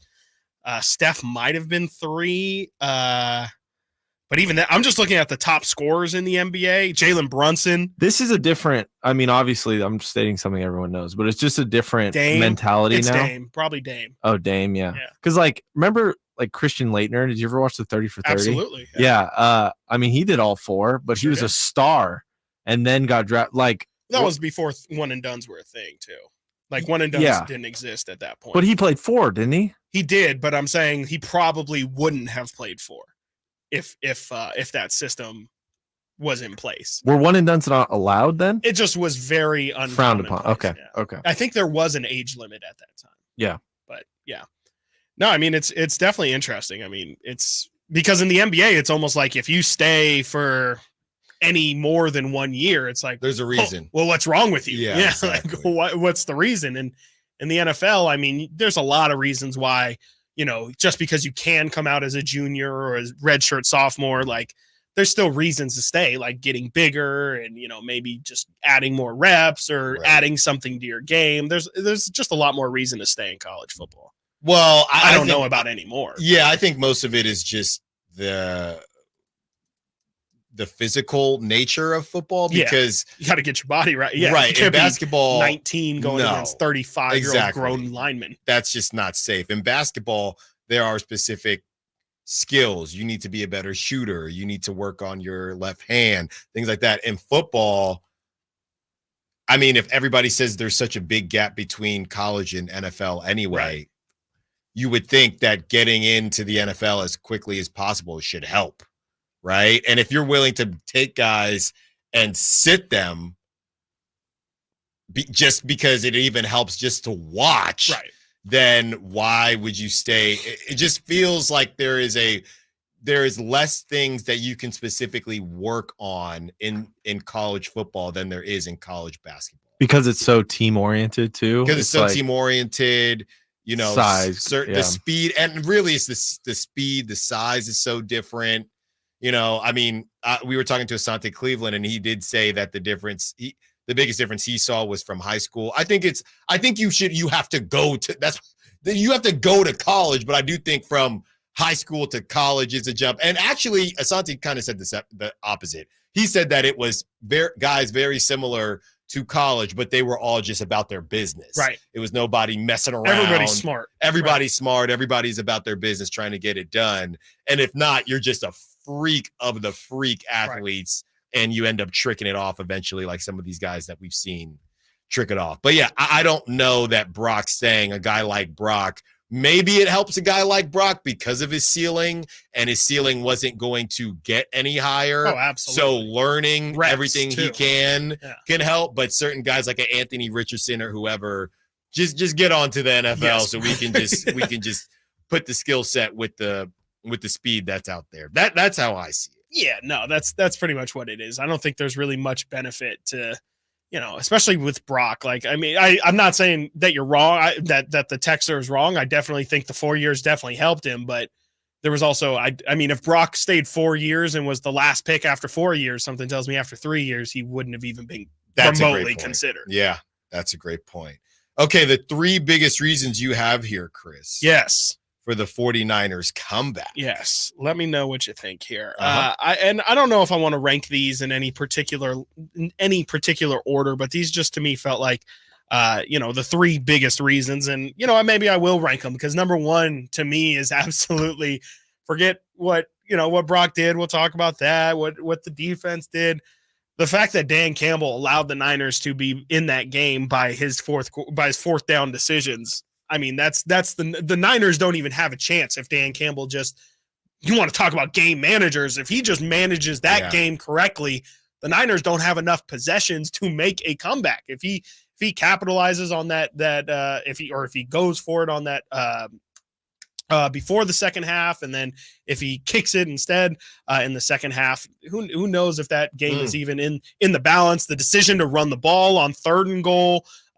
Just all of it really, really head scratching decisions from Dan Campbell. And he gave the Niners, he opened the door for them. The Niners had to bust it open, but Dan Campbell definitely left that door creaked for the Niners to come through. Number two, I've got Brock Purdy. Okay. Because his second half stats are absolutely insane. What is this? This is from Opta Stats here. In the second half, Brock threw for 150 plus yards, rushed for 45 plus yards, completed 80% of his passes, and averaged 10 yards per rush while doing it with no turnovers.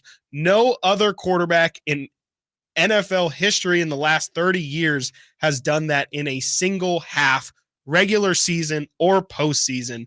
I mean, it was, to me, the legs were the thing that really just, I mean, it set him over the top. Like, for him to be the dual threat there, I know we do prop talk. I can't wait to see what Brock Purdy's rush yards are going to be. I hit on that for the Super Bowl. Did you really? Oh, yeah. Oh, I knew I think it was at like 7. It was at 7. It was something crazy. It will not be low. at 7 in the Super Bowl. Exactly. I can't wait. Yeah. You should definitely hammer the under there. But Brock was ridiculous in that second half, and obviously was a massive, massive reason for the comeback.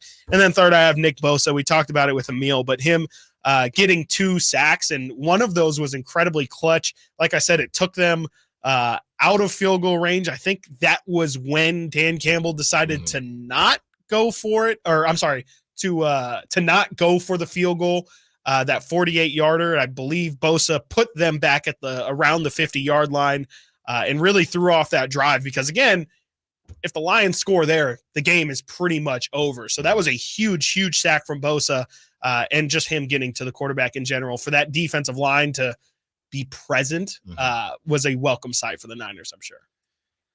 There's not a better situation to be in for the Niners, because you won a certain way all season, and then you won in a completely different way these last 2 games. And really, if you're the Chiefs, obviously you're going to think, okay, well, the Niners are never going to be out of this thing. I don't think the Chiefs have the offensive horses to be up that much. Anyway, I wouldn't prescribe the Niners get in that situation, but you see the Niners win all these different ways. That comeback was incredible. I think I'm right there with you. I don't know about Nick Bosa. I understand your reasoning for it, and I'm not really sure who would be number 3. There's a lot of right? options, There's a lot of different options, but it could be Ayuk, right? If they kick another field goal there, maybe things are a bit different. But yeah, I think that the Niners, knowing that they're never out of a game, like literally ever, you just can't be in a better situation going off into the Super Bowl, because you got somebody who is really that dude waiting for you on the other side. All right. Got to get to a break. When we get back, continue the conversation, getting back into the Kings. Oh, yeah, they played this weekend. They got a W as well, taking on the severely shorthanded Grizzlies, and hopefully they can get another W. Stiles and Watkins, Sactown Sports. For the second straight week, the 49ers rally to win another playoff game. Here's the snap. It's down. Jake Moody right down the middle. The 49ers have the lead. The 49ers are just one more win away from hoisting the Lombardi Trophy. Throws, and it is incomplete. The 49ers take over on 4th down. Again! Catch every thrilling moment of Super Bowl LVIII, Sunday, February 11th on Sactown Sports and the Sactown Sports app. Hello, Sacramento. I'm Emran Pilati, owner of True Sports Cards and Collectible Store here in Rockland, California, and the host of the True Sports Cards Show that airs right here on Sactown Sports 1140 every Saturday from 10 to 11 a.m., where we discuss the latest trends, hottest products, and deliver exclusive interviews with other industry leaders. And don't forget to visit our shop, True Sports Cards, at 6661 Stanford Ranch Road in Rockland, and see what we have for all your sports card and memorabilia needs. At Elk Grove Kia, we get it. Life happens. We believe in second chances. Have repos, late payments, or faced bankruptcy? No problem. Our finance department is top-notch and ready to make miracles happen. No need to worry about money down. At Elk Grove Kia, you can drive away today with $0 out of pocket. Visit us at Elk Grove Kia in the Elk Grove Auto Mall or online at elkgrovekia.com. Your second chance to drive the car of your dreams is just a visit away. Elk Grove Kia, where we turn obstacles into opportunities. Dare to drive differently. Elk Grove Kia. I remember as if it were yesterday. I reached down to move a nightstand and was astonished at the weight of the piece. Hi, this is Frank LaRosa with a word about Naturewood Home Furnishings. At that moment, I instantly recognized the difference between Naturewood's quality furniture that will last a lifetime versus lesser quality furniture found elsewhere. Now, I suppose there's a huge difference in what you'd put in your first apartment and what you would live with in the comfort of your own home. Right now, Naturewood Home Furnishings Made in USA sale is a great time to fill your home with solid, superior quality furniture to reflect your own love for life. With brands like Sam Moore, Stanton, Stickley, Hilltop Hickory, Simply Amish, and many more, Naturewood Home Furnishings has tables, chairs, couches, and, yes, nightstands, and more at their Made in USA sale. Find furniture that will be with you forever. Naturewood Home Furnishings, off Highway 50 at Hazel. Look for the water wheel. If you think getting hurt in an accident is bad, wait until you deal with the aftermath. Even what seems like a small accident can have devastating consequences to your health, employment, finances, and family. All this can be avoided by getting the right help and calling the Scranton Law Firm. Since 1973, we've collected $500 million for our clients and helped thousands of people just like you. Call us at 1-800-707-0707 or ScrantonLawFirm.com. Right now, the sewer system is probably the last thing on your mind, and that's okay. Because at the Sacramento Area Sewer District, it's our first priority. If you have a sewer problem like a slow drain or a backup, call us first, day or night.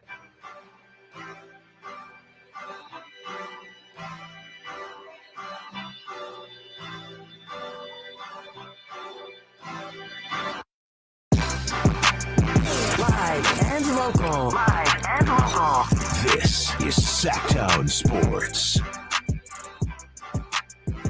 The Kings look to continue their winning ways as they head off to Memphis, who they destroy on New Year's Eve, and they were fully loaded. And as we know with the Kings, maybe it was a safer situation when they were fully loaded, but they are not the Grizzlies. As we discussed their injury report, and basically you got to look for guys that aren't injured versus, or who are healthy versus who aren't, because that's how many dudes they have on the injury list. Today, Kings got to take care of business as this is their longest road trip, and they are hoping to take advantage of this situation. After this, you got to continue on and hopefully this might be Chris, just looking at the rest of their trip, and I know Tyrese Halliburton is hoping to play Tuesday, I read. Look, man, you keep on having to go back because you keep coming back too soon. So he's going to try to play tomorrow night, Tyrese Halliburton. But Grizzlies, you take care of business today, and then this is where things can get a little tough. You have the Heat in Miami who haven't been playing well, so they're a little bit desperate, which makes them a little scary. Then you have the Pacers who it's possible Halliburton is there by then, as we know and we saw firsthand in Sacramento. Doesn't really matter. Doesn't really matter if he plays or not.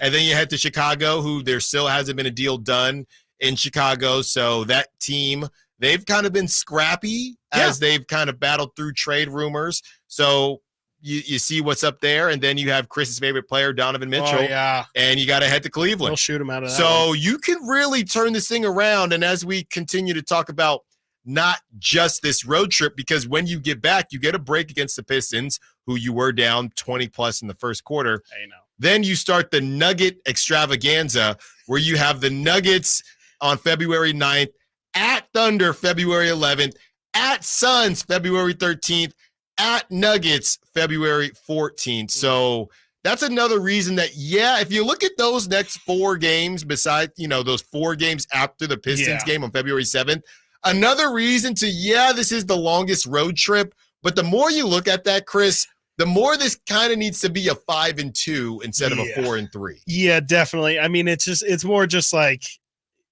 you got to take care of business here, because it's going to get a lot more difficult. And even though these still aren't easy matchups, to your point, I mean, you've started off the road trip 2-0. You got an easy Memphis game tonight. Take advantage of that. Go 3-0, and then what are we talking about? It's just going the rest of the 4 games. Try and split them. That's all that you got to do, and it's not going to be easy. I definitely think Miami's going to be tough, like you said. I think Indiana's going to be tough, like you said, but this Kings team, I mean, this is the hands that they're dealt. This is an easier stretch. This, even though it might not look like it, you got to take care of business. And they've been lucky that while they haven't played here, they've had these huge gaps in between games. All the teams around them have completely tanked. The Suns have lost a couple games. Kings beat the Mavericks. The Mavericks have lost a couple games without Kyrie.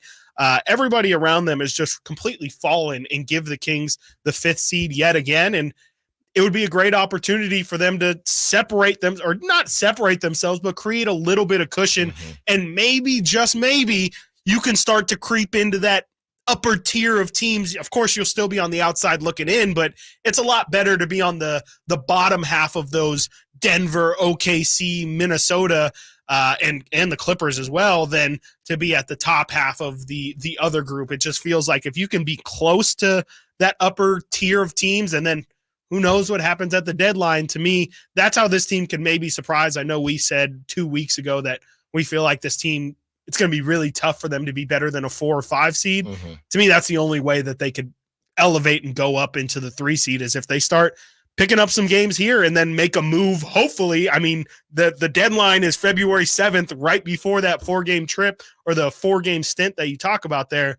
At that point, hopefully you got an influx of talent and maybe, you can be a better team. Another different expectations. Another Harrison Barnes good game. I don't know how many more I can bank on at this point. But my question Feels is, like we're playing with house money. But my question is, you're talking about bringing in talent. Is Harrison Barnes, I wouldn't say off your board, but are you looking to make a move that doesn't involve Harrison Barnes at this point?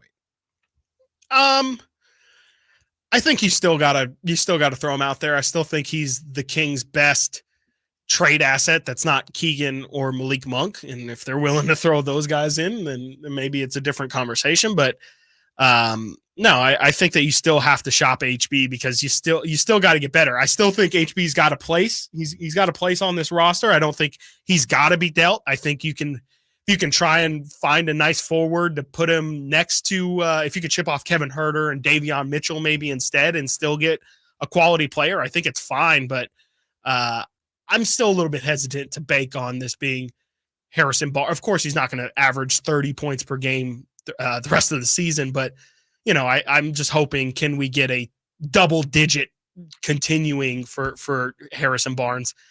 I don't even know if I'm willing to bet on that. Like, I feel like you've seen some good games from him.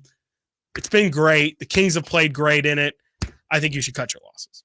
I think you should just say, it's you're playing great for us right now, but I don't think we can bank on this the rest of this year. Yeah, I mean, you're at the 3rd game in a row where Harrison has balled out. Maybe his value has inched a little bit, right? Yes, and if it has, if you're the Kings, look, we haven't seen a lot of this, but if other teams think that that's what they're getting, and maybe it is. Hey, national TV.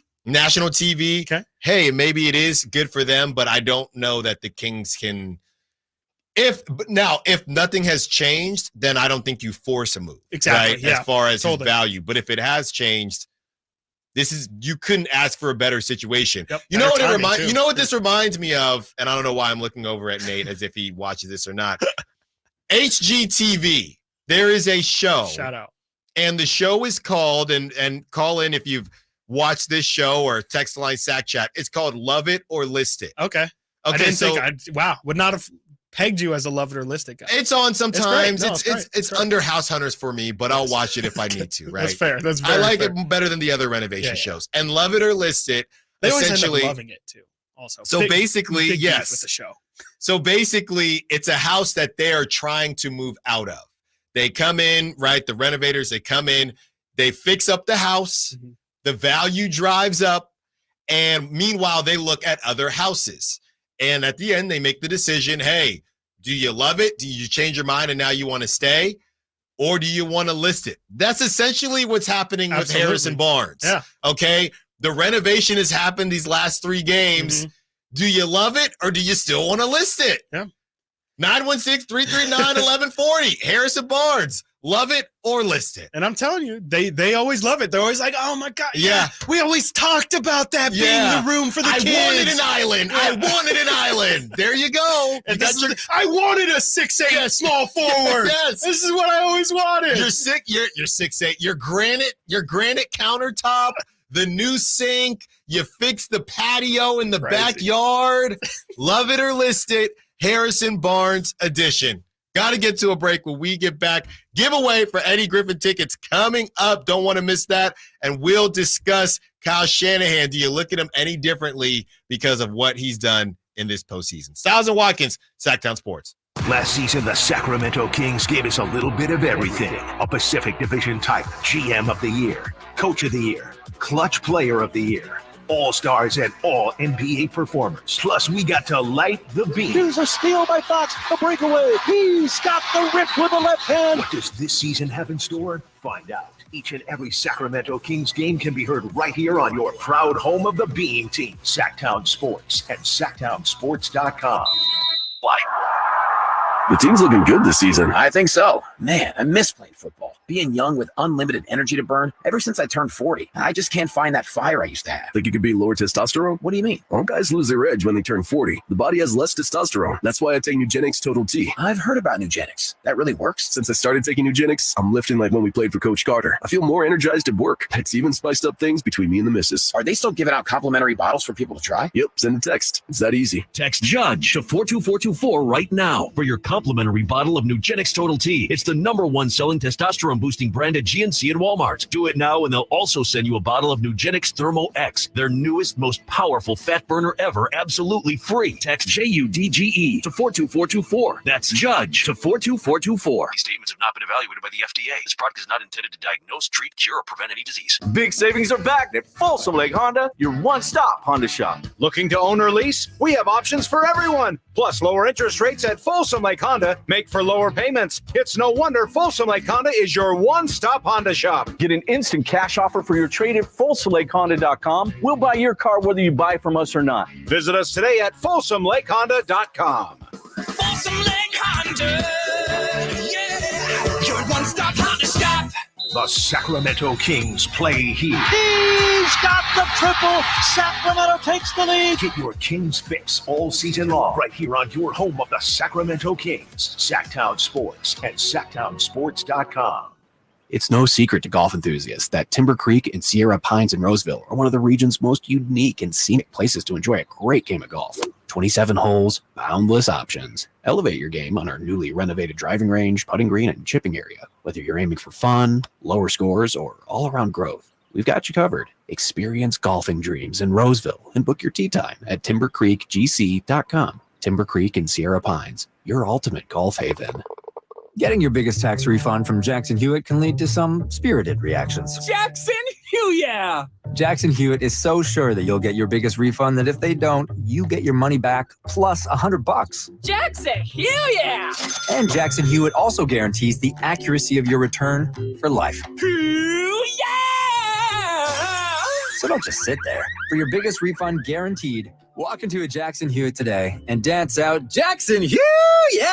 Hi, this is Scott Trout of Cordell & Cordell. There are a lot of great dads out there. Sometimes those dads get divorced. For more than 30 years, we have represented men in divorce, confronting the pitfalls that could devastate your finances or harm your family relationships. While every situation is different, our goal is to get the best outcome for you and your kids. Visit CordellCordell.com to take the first step. 500 Capitol Mall, Suite 2060, Sacramento, California, 95814. Online at CordellCordell.com. Power Business Technology is proud to be 100% independent, locally owned, and managed Toshiba copier dealer. Local ownership cuts out the red tape, allowing ourselves to never be too busy to personally answer the call when our clients need us. Recognized for excellence in service execution, training, and customer service, we're proud to be named a 2022 Toshiba ProMasters Elite Dealer. Contact us today for all of your business printing needs at 844-POWER-BZ. That's 844-769-3729, or visit us at powercopiers.com. The Arnold Law Firm has seen how an injury can turn anyone's life upside down. Whether it's a slip and fall, a car accident, or any other kind of injury. For almost 50 years, the Arnold Law Firm has been here to help you through the entire process to protect you and your family. If you are ever injured or in an accident, call the Arnold Law Firm. The Arnold Law Firm, providing real justice for you since 1975. Call 916-777-7777. That's 916-777-7777. It's time to buck up, Sacramento. The professional bull riders are back. PBR Sacramento Wrangler Long Live Cowboys Classic will take over downtown's Golden One Center this February 2nd through 4th. 3 huge nights of edge-of-your-seat bucking, featuring some of the biggest bulls and toughest cowboys on the planet. Tickets are on sale now at Ticketmaster. Get your tickets for a weekend of non-stop bucking action this February 2nd through 4th. Folsom Lake Ford has trucks. The F-150s are here. Explorers, Expeditions, and a huge selection of Broncos and Bronco Sports. They're in stock now at Folsom Lake Ford. Shop Folsom Lake Ford, your truck headquarters right here in Sacramento for your favorite Ford models at good, fair prices. Short on cash? Buy any new Ford with 0 down. Save big with low interest finance rates. Plus, Folsom Lake Ford is paying top dollar for all trades. We want your vehicle regardless of mileage or condition. This could be the best time to buy a new Ford. Check out the huge inventory online at folsomlakeford.com or stop by the dealership and see the most recent arrivals. Looking for something special? Give them a call and tell them Doug Christie sent you. Folsom Lake Ford in the Folsom Auto Mall, your trusted dealer, my trusted dealer for over 30 years. FolsomLakeFord.com. 0 down with approved credit. KHTKAM Sacramento, KYMX HD2 Sacramento. From the Power Business Technology Toshiba Studios, your flagship station for the Beam Team. Should we light the beam? Light the beam, baby. Sactown Sports. Time to get your tickets for the Sacramento Sports Hall of Fame celebration, February 4th at Thunder Valley. Inductees include Matt Barnes. Go to Ticketmaster.com. Sactown Sports. Check us out on YouTube. Search Sactown Sports and subscribe. It is time. You ever seen Undercover Brother? Well, you get to see him live if you are caller number 444. Live Nation has teamed up with Sactown Sports to hook you up with tickets to check out comedy legend Eddie Griffin live at the Hard Rock Sacramento, April 13th. Hit up Folsom Lake Honda hotline right now. Looking for caller number 4, number Quattro, to win a pair of tickets to check out Eddie Griffin. For more information, visit SactownSports.com. 916-339-1140, 916-339-1140. Caller number 4 to get your pair of tickets to see Eddie Griffin at Hard Rock Sacramento. Nate will take care of you. Caller number 444. I think Undercover Brother might have been the first edgy comedy movie that I watched, and I was like, this is possibly the funniest thing that's ever been created ever in the history of ever. Yeah. Still is pretty great. It's pretty great. I do wonder how looking for that mayonnaise watch. I was going to say, today. yeah, I was going to say, I wonder how it tracks now. Probably didn't age great. Yeah. It definitely leaned, none of them do. Yeah, it leaned pretty heavy on the racial humor, which, well, it's called Undercover Brother. You're not wrong there. And the man, you remember the man was the main Does antagonist. I forget if it's take place when it came out or if it's takes place in the 80s. It's a little ambiguous because it's he himself is a 70s, 80s. It was disco. kind of a play on Shaft in a way. But it's also a play on Austin Powers, kind of. I mean, they just don't make movies like they used to. Just don't. Yeah. So true, bro. Just low budget. Just we have a winner. We do have a winner, and I should be on the phone with him right now. There you go. Well, I just love Undercover Brother. Looks like Jacob. So congrats. Good. Yeah. Congrats to Jacob. He gets to see the Undercover Brother. That's right. That's right, Jacob. You get to see the Undercover Brother live at Hard Rock in Sacramento. I heard it's beautiful this time of year. Have not been to Hard Rock Sacramento yet, but I do plan on checking it out. Also plan on checking out a Kings W tonight. Yes, hopefully. Nah, not even hopefully. There's no option. There is no option. Let's just do it for fun. Let's do it. Why not?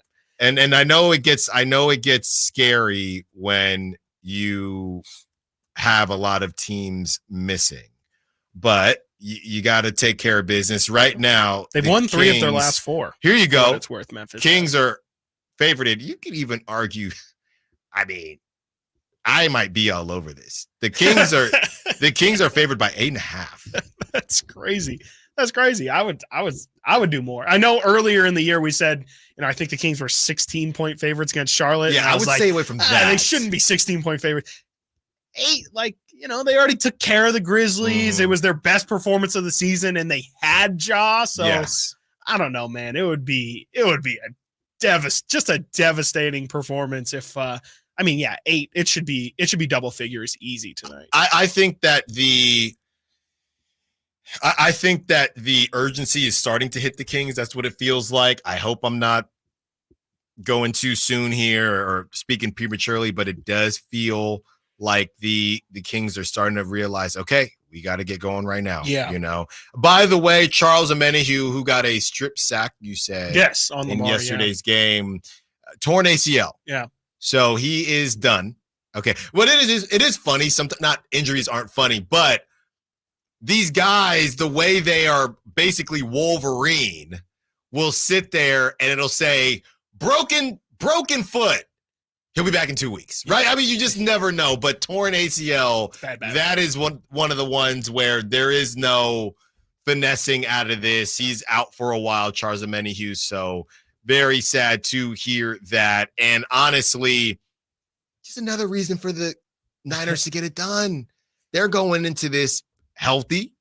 They're going in, and let's not forget, everyone, well, who is the backup with Clyde Edwards-Helaire, who was one of the only, dare I say, misses that the Chiefs have had, right? And it looks like he doesn't look in great shape these days. I don't know what his deal is. Jerick McKinnon, I checked up on Jerick McKinnon. It is doubtful that he will play in the Super Bowl. Really? Yes. He's always a really big player for them in the Super Bowl. As of yesterday, when I was just doing some early on. Nate, have you seen Jerick McKinnon? Because he was on the injury reserve. Yeah, he's playing. He is going to play. Yeah, so he talked a lot of trash. It felt like he was talking trash about the Niners after he left, too. He was weird. There was a weird disconnect there, even though they kept him on the roster after he kept getting hurt. Like, they wanted him. He's one of Shanahan's guys, like Tevin Coleman. He brought him back, too. Like, he's one of the guys, like, oh, I have to have this guy. He knows what I want to do. I'm going to run this. McKinnon, I'm going to say, will have almost no impact on the Super Bowl. Why do you say that? I just don't think he's going to get a run with dude, Pacheco does not get enough respect. No. I know that fool is so good. You need more than one guy, though. CH is okay. McKinnon's been huge for that. In big games, they tend to go to Jerick a lot. And he tends to, I think even last Super Bowl, he had a really, really big Super Bowl. If he's healthy, it would surprise me if they don't use him at all. Maybe that's me lack of knowledge there on Jerick McKinnon, but I mean, you didn't see a lot of him when he was in San Francisco. So no, he was chilling on the. I know he's a good player though. I know he was good with Minnesota. I know he was awesome. I was stoked to. Really, I did not know that. He was a quarterback in college. I was a big fan. I thought he was going to have more of an impact, and then Raheem Mostert kind of took over. Yeah, well, and he also dropped weights on his neck. That might what? Yeah, I believe that. Dude, how do you have all this McKinnon knowledge right now? Well, because I was not happy when he left my team, and then I think he was working out during summer and had.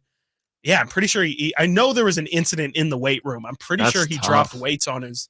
I think it was on his neck. God. Yeah, I'm not seeing any updates yet. I've checked Twitter. I've checked also just Google in general. The club placed McKinnon on injured reserve December 24th.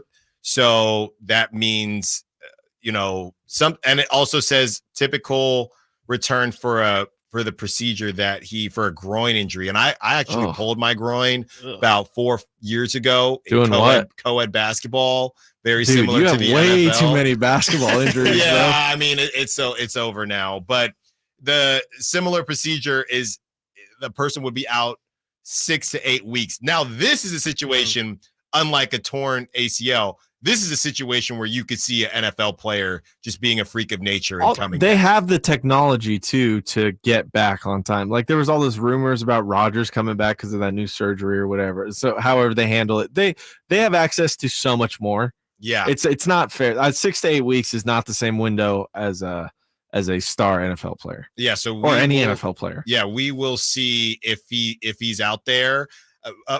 Marquez Valdez-Scantling coming up big for the Chiefs yesterday. Huge. We all knew that. We all knew that there wasn't going to be some check down, right? Oh no, Mahomes was going to go for it. I honestly thought they were just going to roll out, but I was surprised that he actually let it fly like that. Yeah, and it was an interest. I mean, it was an interesting catch, right? Zero blitz. He flipped back. He's facing it and then falls on his bum as he's catching it. It wasn't your classic catch, so he could have tricked that off too. I'm not trying to be hurtful, but wasn't that a little bit like the Emmanuel Sanders pass? Wasn't it? Am I misremembering it? Wasn't it something like that where it was? I could definitely be misremembering it. Are you talking The Jimmy Garoppolo overthrow pass. No. How would you say it was similar? What do you mean? No. I'm trying to remember if that's how it happened. If it was a similar, just like over the top throw with nobody, no safety help over the top, and it was just a straight overthrow. But I feel like you're just trying to hurt me. Yeah, Chris. no, that's why I said I wasn't that. trying to be hurtful. It was just shades of. It was definitely Except like it was that, complete. though. Yeah, I didn't feel that was Sorry, similar at all. sorry. I really did. That's on me. I'm sorry to bring up unnecessary. It was definitely trauma. like that, though. A couple different plays. It was kind of like when Kyle Williams fumbled twice or muffed 2 punts to give up 10 points to the Giants. I don't know what's happening here. It was just like that. The Gibbs fumble, Chris, it says, we talk about plays that would be forgotten. I don't think the Gibbs, you have a list here. Yeah. I don't think the Gibbs fumble will be forgotten. I put it in there just because it might be forgotten how it happened. Like the fact that it happened immediately. Like it wasn't as if, the drive happened and, 3 or 4 plays into the drive, there was a fumble. It was quite literally, okay, Niners get a little bit of momentum going towards them. And then the very next play is a fumble. And I think that part's going to be forgotten, is just the part of the run where it's just like, man, everything just clicked right as it needed to, and it happened immediately. It wasn't a slow comeback at all. Like I said, I mean, the Niners they completed the comeback by the start of the fourth quarter. Wasn't 24-24 by the start of the fourth? Yeah, and we have here from Nick Wagner, who covers the Niners for ESPN. How swift and dramatic was the 49ers comeback on Sunday night? In NFL history, 114 teams have trailed by 17 or more points at halftime in a playoff game. Only one of those teams was no longer trailing entering the fourth quarter. Wow. The Niners on Sunday. Wow. Yep. I mean, that's ridiculous. I mean, that just doesn't happen. Again, like for it to and that's why I knew. I mean, I think everybody did. You could feel, and I heard Kittle talk about it in the postgame, the momentum's a very, very real thing. And once they fumbled, I mean, you felt like, okay, this is a wrap. The Niners are definitely going to score here. And at that point, it felt like the Lions would have to have a perfect drive almost to score. It felt like momentum had just completely shifted away from them. And that was more the forgettable part for me, is just how immediate all of that happened. Yeah, I mean, it happened quickly. Here, let's hear from Kittle and talking about that momentum piece, because we definitely hear it. I know Bomani Jones has always been really big on momentum isn't a real thing. But here is George Kittle on momentum. I have a question for you guys. Why does analytics people say that momentum isn't a real thing? Like I had a conversation with Pat McAfee. He's like, yeah, all these people are telling us that momentum's not real. And that's just the biggest load of horse crap I've ever heard of in my entire life. But we can move on. I digress. When did you feel that the momentum really started to turn? I mean, I think our stadium did a fantastic job. Like when Nick said, yes, like for some reason, playoffs and Levi's, it feels like there's crowd noise being pumped in. It's not. Our fan base is just phenomenal. Really, we had a good opening drive out of the second half. And that fourth down stop, you can just kind of feel an energy. We go down and score. All right, this is huge. Turnover. I was like, oh, man, all bets are off now. Like, bang, bang. I know it was Can't grim. stand that bang, bang at the end. No, you got to love it. You bang, bang, and night, night. That's what kind of haunts your dreams. I know it was looking grim, but did we all feel like the Niners weren't completely in the dust? Like going into halftime, it felt like the first 2 drives, both teams' first 2 drives were going to decide this. I don't think I thought it was completely over. And I'm not trying to be that guy to say you saw it coming. Yeah. I'm not saying I saw it coming, but I did say I don't think the nail is in the coffin until I see these first 2 drives. And once those first 2 drives happen, and maybe sure, to see what the Niners did, and then you thought, okay, they're not dead because they scored. They didn't punt. Yes. Then for the Lions to get the stop, and then it was, all right, what do the Niners do here? They score. Then it just felt like this is where having and it's not Jared Goff's fault, right? But this is where having a guy like Jared Goff that doesn't really bring fear into the minds of other teams. This is where they can feel like, look, guys, they got a pretty good quarterback over there, but they don't have a game changer over there, which can be a good or bad thing. You don't think Jared, because he didn't have an interception yesterday, which I thought was going to be 100%. He was going to throw 1. Right. He did not throw 1, but look, guys, We're right back in here. They're on their heels now. And again, to the point of the legs is that X factor to where, hey, if things get tight, we have an escape valve. And the Lions had no escape valve when the Niners and the Niner fans, the faithful, when they turn up the heat. By the way, I said this as well yesterday when I was in the building. Don't ever listen to the Vivid Seats tweets again. Don't waste your time. That crowd was at least 30% Lions. 30, wow. Yes. Yeah. Yes. Yes. You could see it. I saw pictures like early returns were like, oh wow, there's a lot of blue in here. Surprising. I'm surprised to hear that. Yeah, by the time everybody filtered in, you would still say, big enough maybe to where 25. I thought it was 23 was the report beforehand, or mid-20s. I saw a report that said it was the Niners were in the 90s. Oh no, I saw what you said. Beforehand. Maybe different reports, but I'm not listening to any of it. How do you even quantify that? But also different ticket vendors will have different numbers, right? Comparing Vivid to Ticketmaster. And they only do it based on zip code. And I know people were saying shame on Niner fans for selling their tickets. They probably got that bag. They got that bag, and they probably felt really smart there was a lot of lower level Lions fans out there. If I'm trying to enjoy myself, and maybe you flip that and get to go to Vegas. Who knows? Exactly. Who knows? Light years ahead, right? Okay. Got to get to a break. When we get back, continue the conversation. Where do you have Kyle Shanahan? And then we got some prop talk. Stiles and Watkins, Sactown Sports. The 49ers earned the NFC's top seed. On the first play of the game, CMC Dynamite! Join all of our shows. The Carmichael Dave Show with Jason Ross, Stiles, and Watkins. And the Drive Guys as they follow their quest for a 6th Super Bowl title. Pressured right away by Young and sacked by Eric Armstead. Sactown Sports is your home for San Francisco 49ers football. San Francisco! This is a special alert to all Americans who own a vehicle with less than 200,000 miles with an auto warranty about to expire or with no warranty coverage at all. Due to a decline in the economy, CarShield is announcing a low-cost month-to-month vehicle protection plan that is now available to the public to save any driver out-of-pocket expenses on future auto repairs. Call now to find out how you can pay almost nothing for covered auto repairs. Yes, you heard that correctly. Pay almost nothing for covered auto repairs. An open phone line has been established for all drivers to call for a free quick quote. Call 800-385-9302 now. Drivers who are covered will not have to pay for covered repairs again. This protection plan is at an all-time low. Additionally, drivers who activate this vehicle protection today will also receive free roadside assistance, free towing, and car rental options at no additional cost. Call us for your free quick quote today. 800-385-9302. That's 800-385-9302. What do you have to lose? Call 800-385-9302. Again, 800-385-9302.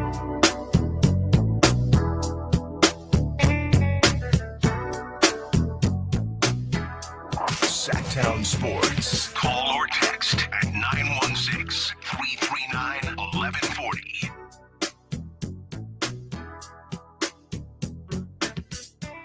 When it comes to the best winning percentages for coaches in the playoffs, if they've coached over 10 games, Kyle Shanahan moves to number 2.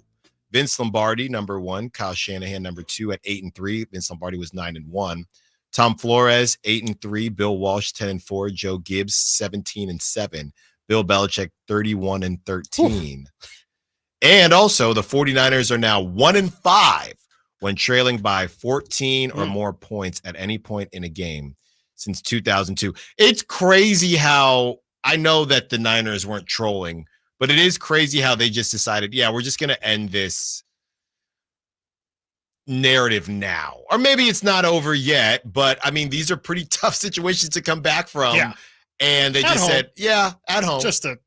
At home, but you go out and you take care of business. Now, the at-home piece, I would just say, well, how often are people coming back on the road anyway? No, totally. Right? Probably not very often. That's an unnecessary jab. I hear, hey, you're kind of spicy today.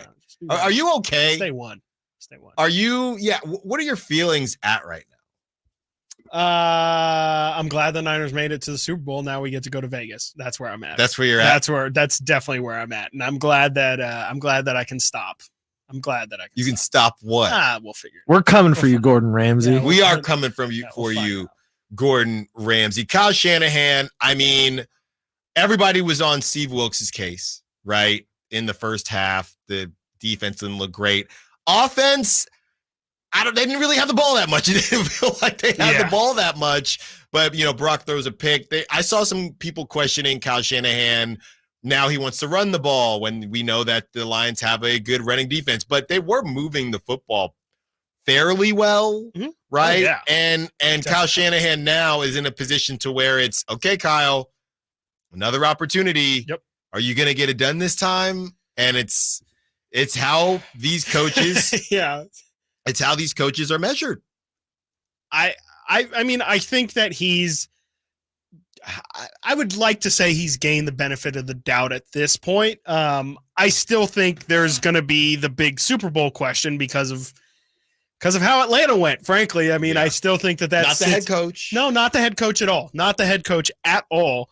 But the decision to essentially not run the clock out has been a decision that's, frankly, I mean, it's haunted him since the Atlanta days. And I just don't think he'll be able to silence those haters. We talk a lot about Brock Purdy haters and the people who come down Brock Purdy's road. But the one thing that you just can't, even if you're the biggest Shanahan supporter, you just haven't been able to defend his really, really big game play calling. And it's going to be a big test because, I think the Chiefs are one of, if not the worst, run defenses in the playoffs. And, the Niners have a pretty good running back. And as we've talked about more specifically with that Eagles game, Kyle's shown sometimes where he wants to win the ball game on the arm of Brock Purdy when it could be an easy victory just giving the ball to Christian McCaffrey. So I definitely think that's, to me, I know we're not going to preview the game here yet, but that to me is going to be the number one thing that I'm looking at from Kyle's perspective as how he's going to game plan how much they should give Christian McCaffrey the ball, because I think you got to try and limit how often Patrick Mahomes has it. I don't think you want him being in a situation like that Ravens game where you're giving him possession after possession after possession to make something happen. Granted, the Ravens defense, like you said, they didn't allow any points in that second half, but I think that, you play with fire enough with Patrick Mahomes, you're going to get burned. Yeah, obviously it would be great to get back on schedule for the Niners, and their schedule is get a two possession game going and then just roll. Yep. Right? Control the clock and roll. You have Steve Spagnuolo of the Chiefs, the defensive coordinator. We know he'll bring the pressure, he'll dial it up.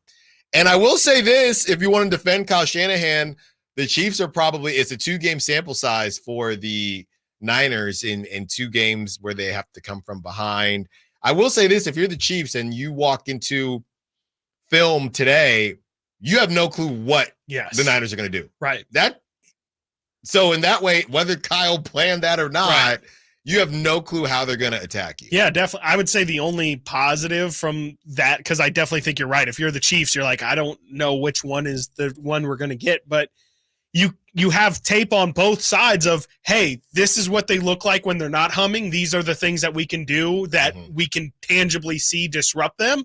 And you can also see, okay, when they are humming, here's the things that they're going to go to, and here's how they look when they look good. And I guess that's what you can take from it. But also, I mean, if you're the Chiefs, you have to know, and I think the Niners said it plenty yesterday, but that's the worst football they've played, maybe of like not of the Shanahan era, but of the past the last 2 2 or 3 weeks. years. This is that was the worst half of football that they played, period.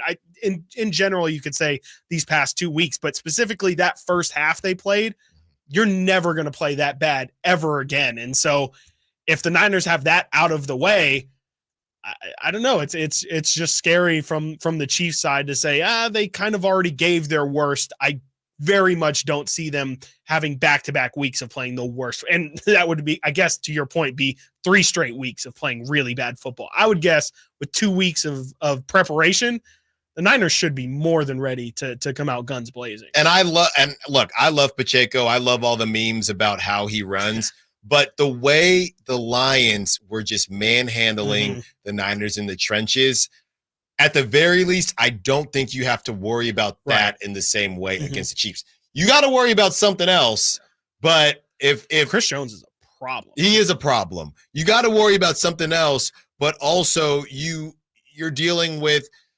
I mean, if you have to trust a Rashee Rice, obviously Travis Kelce, we've talked about, has kind of turned it on here as of late. But if you have to trust a Rashee Rice and Valdez Scantling and Travis Kelce, I would much rather that than these two-headed dragons that we've been seeing from these offenses that the Niners have not been able to handle. Yeah. Now, also, everybody was saying Ambry Thomas is getting fried. Yeah. That wasn't too long ago. So basically, if you just take away one thing and hope the other doesn't work, the Niners should at least be able to have a shot, right? And well, they're favored by 2.5 right now.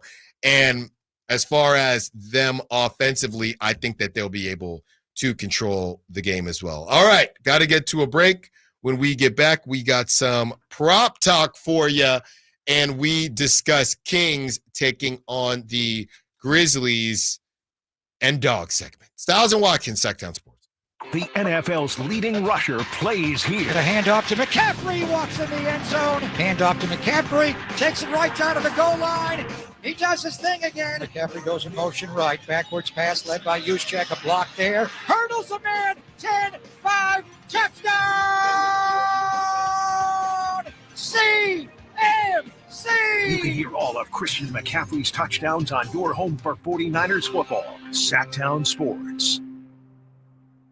Grab the keys to a new Toyota. A new year means new adventures. Take on any terrain behind the wheel of a new Toyota truck. Seize the great deals happening now at your local Toyota dealer and gear up for your next adventure. Right now, get low 3.99% APR on the legendary 2023 Tacoma, or get $750 cash back on the powerful 2024 Tundra. Haul in the new year in a new Toyota truck. Toyota. Let's go places. Offer available through TFS to buyers with premium ready credit. Excludes DRD Pro. Ends 1/31/24. Sacramento's premier music festival, Country in the Park, is back. 2 big old nights, May 17th and 18th at Cal Expo, with Brantley Gilbert, Dustin Lynch, Walker Hayes, and more. Plus line dancing, a mechanical bull, and Sacramento's best food trucks. One-day tickets are on sale now, starting at $46, or upgrade your experience with VIP or pit passes. Country in the Park, May 17th and 18th at Cal Expo. For more info, visit CITPfest.com. Brought to you by Hobler Chrysler Dodge Jeep and Ram Center. When accidents turn life upside down, AutoAccident.com is in your corner. Compassionate advice, loyal support, and the courage to fight for you. AutoAccident.com. That's AutoAccident.com.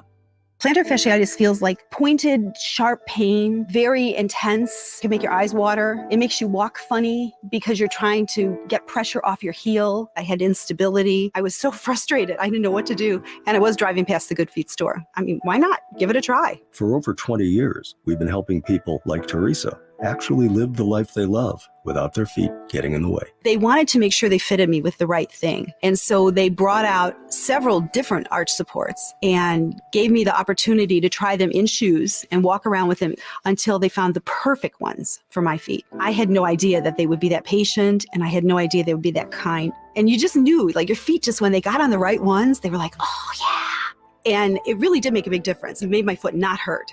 I'm Teresa, and that's my Good Feet story. See what we can do for you with a free personalized arch support fitting at the Good Feet store. Visit the Good Feet store in Sacramento, Roseville, and Vacaville.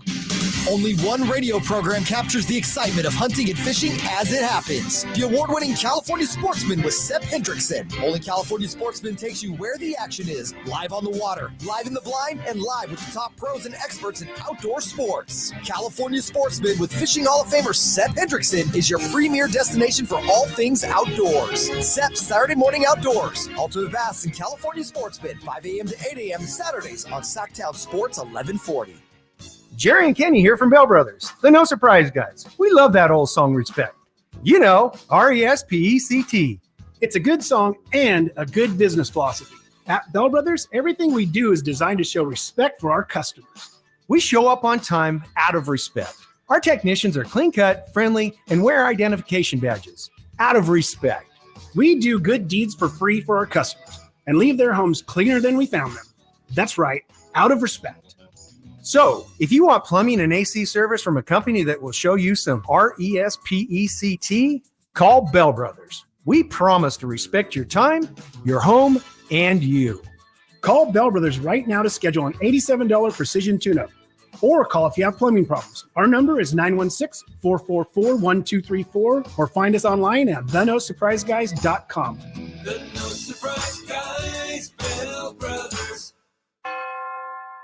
Get a great deal on your new Silverado at the Maida Chevy Silverado Superstore. Great selection, great factory financing and incentive. And great Maida Chevy savings on every new Silverado in stock. Online at MaidaChevy.com. Together, let's drive. Awesome. Hey, babe, can you check the front door? My package is here. Yeah, on it. Hey, are we still watching our show tonight? New episode on Prime? You bet. That reminds me, let's hit Whole Foods this afternoon. We need snack supplies. From package deliveries to entertainment and even fresh groceries, Amazon is in front of thousands of customers every single day. Learn how you can leverage their reach for your business. Text digital to 916-766-5105 now. Make the smart move. Text digital to 916-766-5105.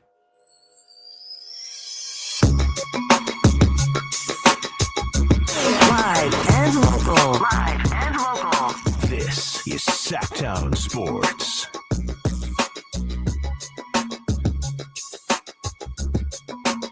Well, this show has flown by today. Time for a little bit of prop talk and the dog segment as we get you ready for Kings, Grizzlies. So much football to talk about over the course of the next 2 weeks as things change, as injury reports evolve. I'm sure those openings will be gone, Commanders and Seahawks. I'm sure they will be gone by the time the Super Bowl happens because you want to get them in because pretty soon we're going to be talking about the draft, right? So is there any candidates, I guess, that would probably not, right, from these two teams? I guess Wilkes possibly, but yeah, I don't see Wilkes getting another one. Like, it's just not. It's not happening. Spags, maybe. Right. Maybe, but I mean, what he did with this. I don't think any team would wait though for either of those guys. Also, people want to hire offensive guys for the most part, right? There have been a couple, but yes, that's the trend. So that is the trend.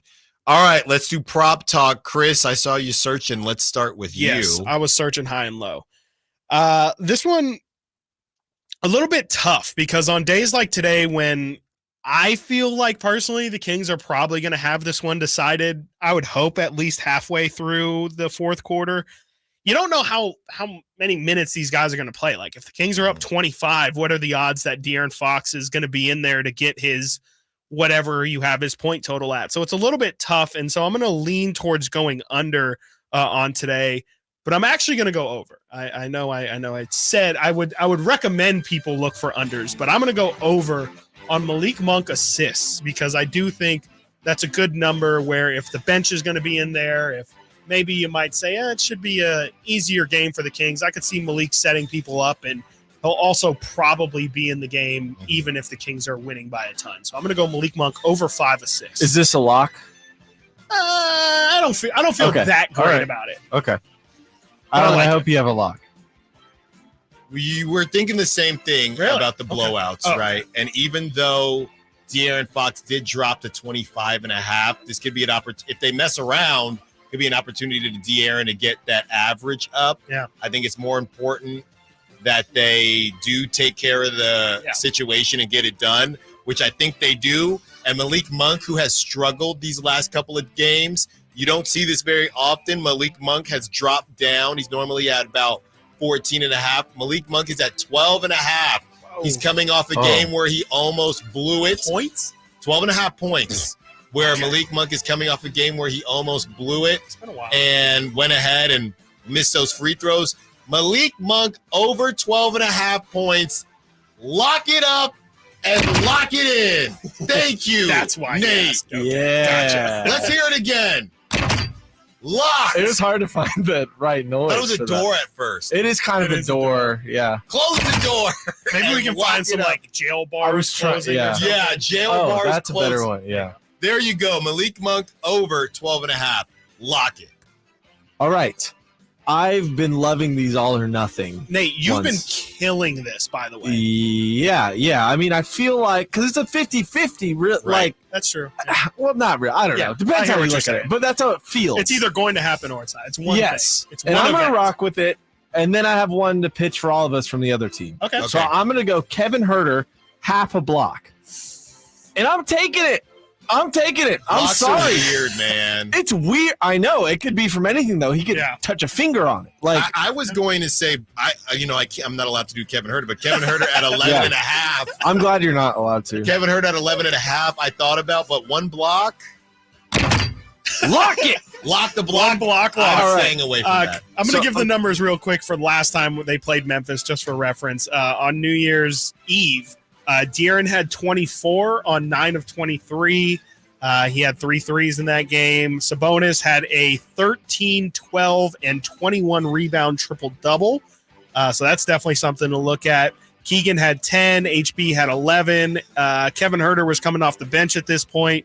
And actually, this was the first game Kevin Herter came off the bench. He had 9 points, no blocks. Malik Monk had a huge game, 21 minutes, 27 points, 5 assists, 4 rebounds, 10 of 13 from the field on that December 31st game. All right, interesting. Feeling good. Feeling great. I'm still feeling rocking good. it. Feeling great. All right, so let's go opposite side. We have doing good on time today. So we got a little bit of time here before we get into the dog segment. Jaren Jackson on Memphis. He is labeled at 35.5, and this is an all stat. So this PRA. is points, rebounds, assists. Yeah. PRA. Jaron Jackson in the 35 and a two-handed half. Sean Marion jump shot. Are you taking the over or under on that? Because he's going to be their guy, right? The only thing I'm worried about with Jaren Jackson, if I want to take the over, would be Jaren Jackson can get into foul trouble, and Sabonis can induce fouls, assuming he's guarding Sabonis, right? Or you get him out into the perimeter with HB. I worry that he would get into foul trouble. But you're right, his usage is going to be up. You're banking on a lot of points there. Yeah, Jaren I'm probably Jackson going under. Jaren Jackson is quite literally the worst rebounding center I've ever seen in my natural life. He is, what is he even averaging this year? He's averaging 5.7 rebounds in 30 minutes per game. That's so bad. It's ridiculous. And he's their only center. They don't even play Steven Adams or anything. So it's just, he is a terrible, terrible rebounder. You're going to have to bank on him getting at least 30 points. I don't even know if he gets assists either. He averages 2 assists per game, right on the nose. Looking at the last time they played, Jaren Jackson was their leading scorer. He had 18 points, but finished with 3 rebounds, 1 assist, and 1 steal. So okay, I'm sounding like under. You're convincing me. So all 3 of us under, you know what that means? It's a lock. Lock it up. We're taking the under, and now we move to dog. Let's do it. This becomes difficult because now it's like, do we We're just both going to take Malik? Yeah. I'm going to go in a different direction. Let's do it. Like we said, De'Aaron, like we said, this is a game where De'Aaron can really bump that scoring up a bit. But I think we're randomly going to get a Keegan Murray masterclass. Ooh. Keegan Murray I like it. I Dude, guess. Yeah. How much weight did Keegan put on in the offseason? Because I was just admiring him a bit during the game. My man's looking a little big. Is he not? Like in a positive way, like muscly. What, I can't respect another man's body? No, I mean, he's looking do. great, man. He's looking fantastic. If I had to guess, I think they always say 10 to 15 pounds of muscle is just kind of the stock answer. In the offseason. Yeah, that but is. the problem is he looks good. I mean, he looks great. No, he looks good. looks toned. He looks great. Yeah. Yeah, I'm liking Healthy. healthy young man. Healthy young man. I'm going Keegan. I was like, did somebody pick Keegan or how did we get here? Yeah, I I'm don't know. going Keegan. I didn't know. You want to pick Keegan? Is that? I want to, but I don't think I'm allowed to now. He's a dog. Yeah, he's a healthy dog. Meow. Arf. Yeah.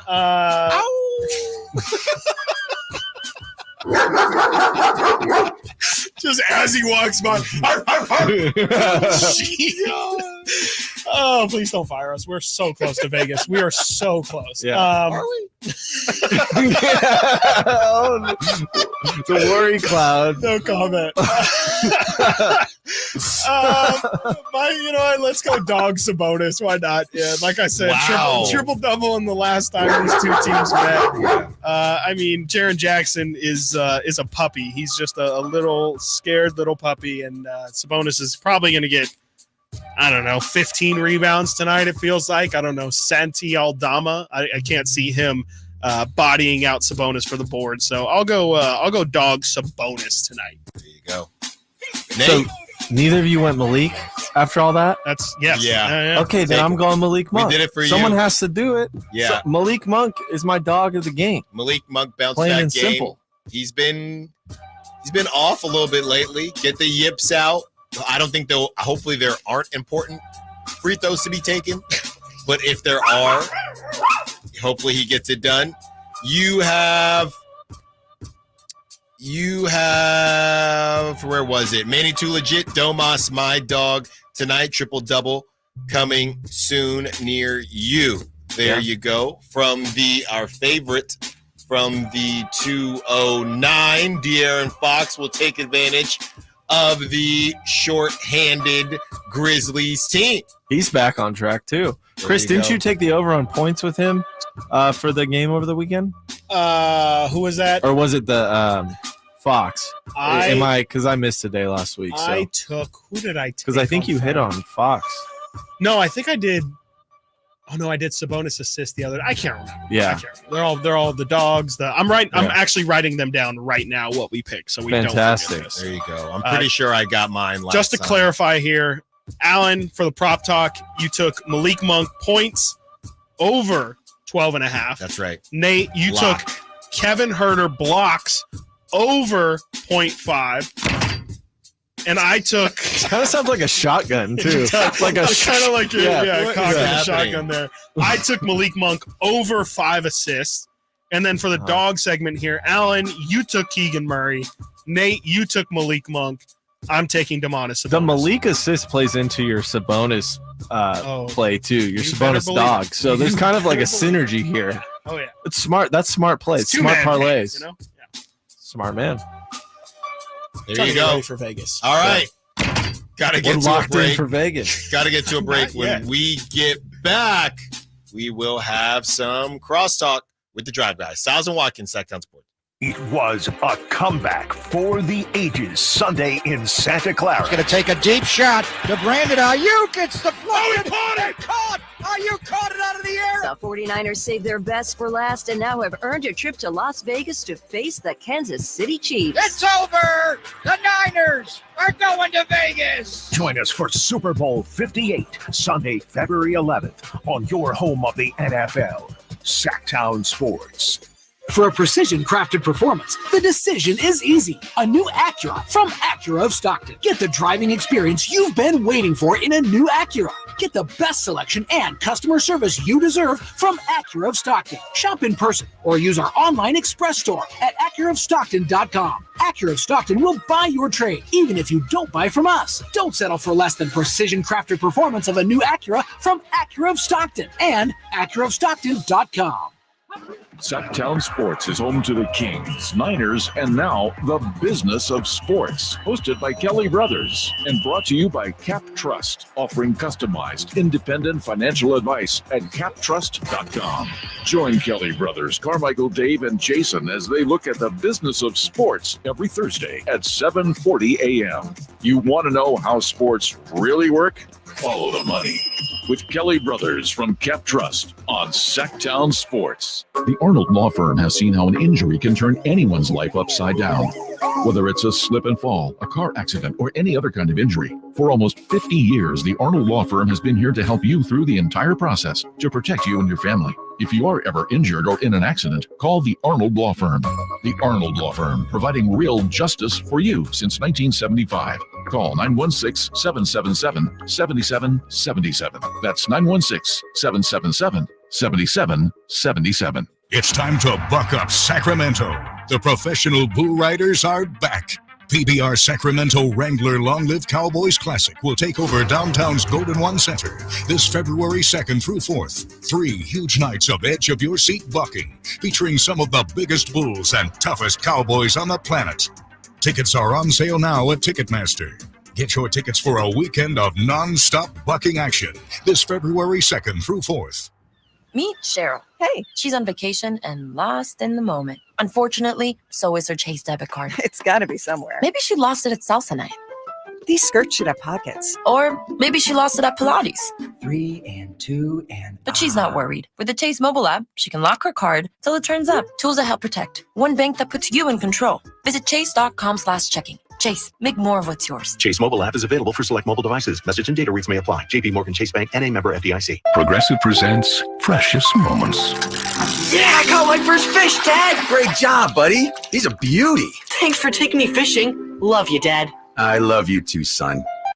The exchange you just heard didn't actually happen, but it could. Bundle your home and other vehicles with Progressive, and you could use the savings to make sure the boat's always ready for those magical father-son moments. Who knows, maybe someday he'll actually like fishing. So keep the dream alive and the savings coming with Progressive.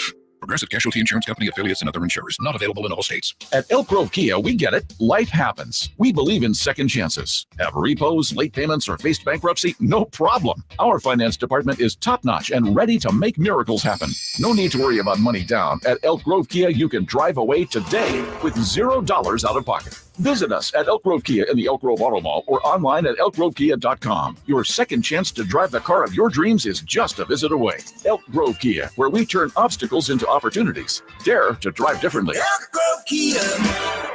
Kevin Lewis of National Garage Door. Whether you need to repair a broken spring, install a new opener, or buy a quality Rainer door, National Garage Door is here for you. Call us today to see how we can transform your house with a new garage door. 638-4554 National Garage Door. On the move?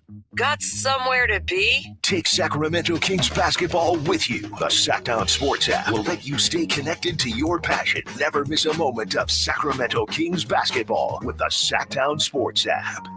Why? The team's looking good this season. I think so. Man, I miss playing football. Being young with unlimited energy to burn. Ever since I turned 40, I just can't find that fire I used to have. Think it could be lower testosterone? What do you mean? All guys lose their edge when they turn 40. The body has less testosterone. That's why I take Nugenix Total T. I've heard about Nugenix. That really works? Since I started taking Nugenix, I'm lifting like when we played for Coach Carter. I feel more energized at work. It's even spiced up things between me and the missus. Are they still giving out complimentary bottles for people to try? Yep, send a text. It's that easy. Text JUDGE to 42424 right now for your complimentary bottle of Nugenix Total T. It's the #1 selling testosterone boosting brand at GNC and Walmart. Do it now and they'll also send you a bottle of Nugenix Thermo X, their newest, most powerful fat burner ever, absolutely free. Text JUDGE to 42424. That's JUDGE to 42424. These statements have not been evaluated by the FDA. This product is not intended to diagnose, treat, cure, or prevent any disease. Folsom Lake Ford has trucks. The F-150s are here. Explorers, Expeditions, and a huge selection of Broncos and Bronco Sports. They're in stock now at Folsom Lake Ford. Shop Folsom Lake Ford, your truck headquarters right here in Sacramento for your favorite Ford models at good, fair prices. Short on cash? Buy any new Ford with 0 down. Save big with low interest finance rates. Plus, Folsom Lake Ford is paying top dollar for all trades. We want your vehicle regardless of mileage or condition. This could be the best time to buy a new Ford. Check out the huge inventory online at FolsomLakeFord.com or stop by the dealership and see the most recent arrivals. Looking for something special? Give them a call and tell them Doug Christie sent you. Folsom Lake Ford in the Folsom Auto Mall, your trusted dealer, my trusted dealer for over 30 years. FolsomLakeFord.com. 0 down with approved credit.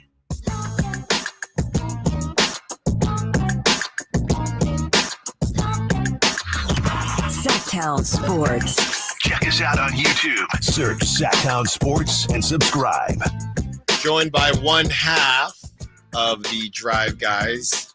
Hello. Whitey Gleason. And Chris has a little fun situation. Yes. Hi, Chris. Hi, how's it going? Location Good. Yes. for us today. Chris, what you got for yeah, us? Yeah. Well, just they do it on the crosstalk in the morning, so I figured, we can do a version of like what Dave does, kind of. Dave likes to do the on this day and give us like it's National Peanut Pocket National Day Bubble or Wrap something. Day. It's like, what is going on Never here? go full day. Yeah, never There you go. That's the lesson here is never go full Dave. So I thought I'd do a version of it on this day in sports. And of course, we have sport historian here, Whitey Gleason, who can just give us nice tidbits on anything. And you don't have to say anything, but if something crosses your mind, anybody, Nate as well. Is it a quiz? Or it is not a quiz. Okay, it's just on this day in sports history.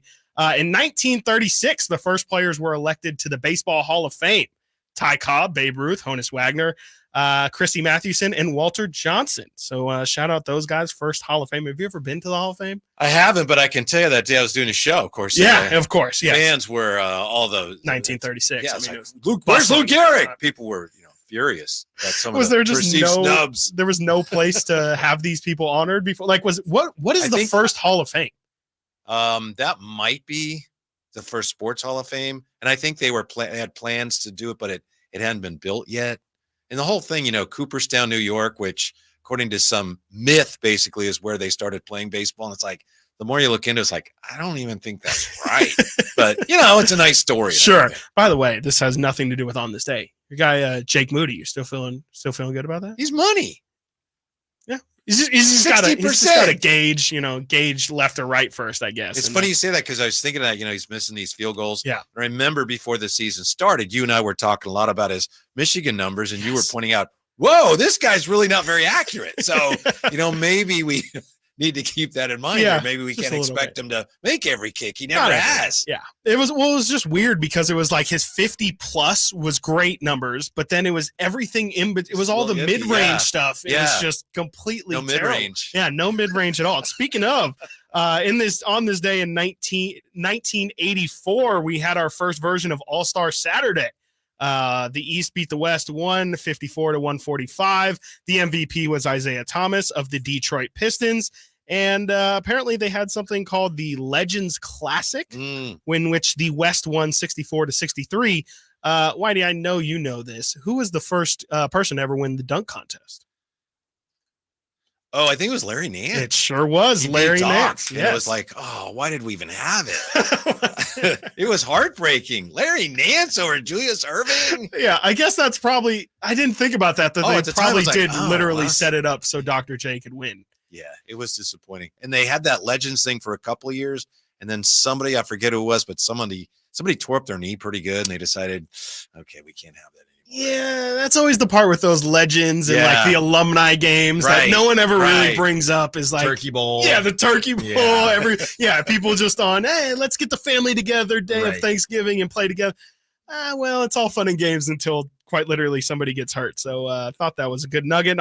In this day, 1988, the Detroit Pistons draw a then NBA regular season record crowd of 61,983 fans into the Pontiac Silverdome to watch a 125-108 win over the Boston Celtics. Remember anything about that one?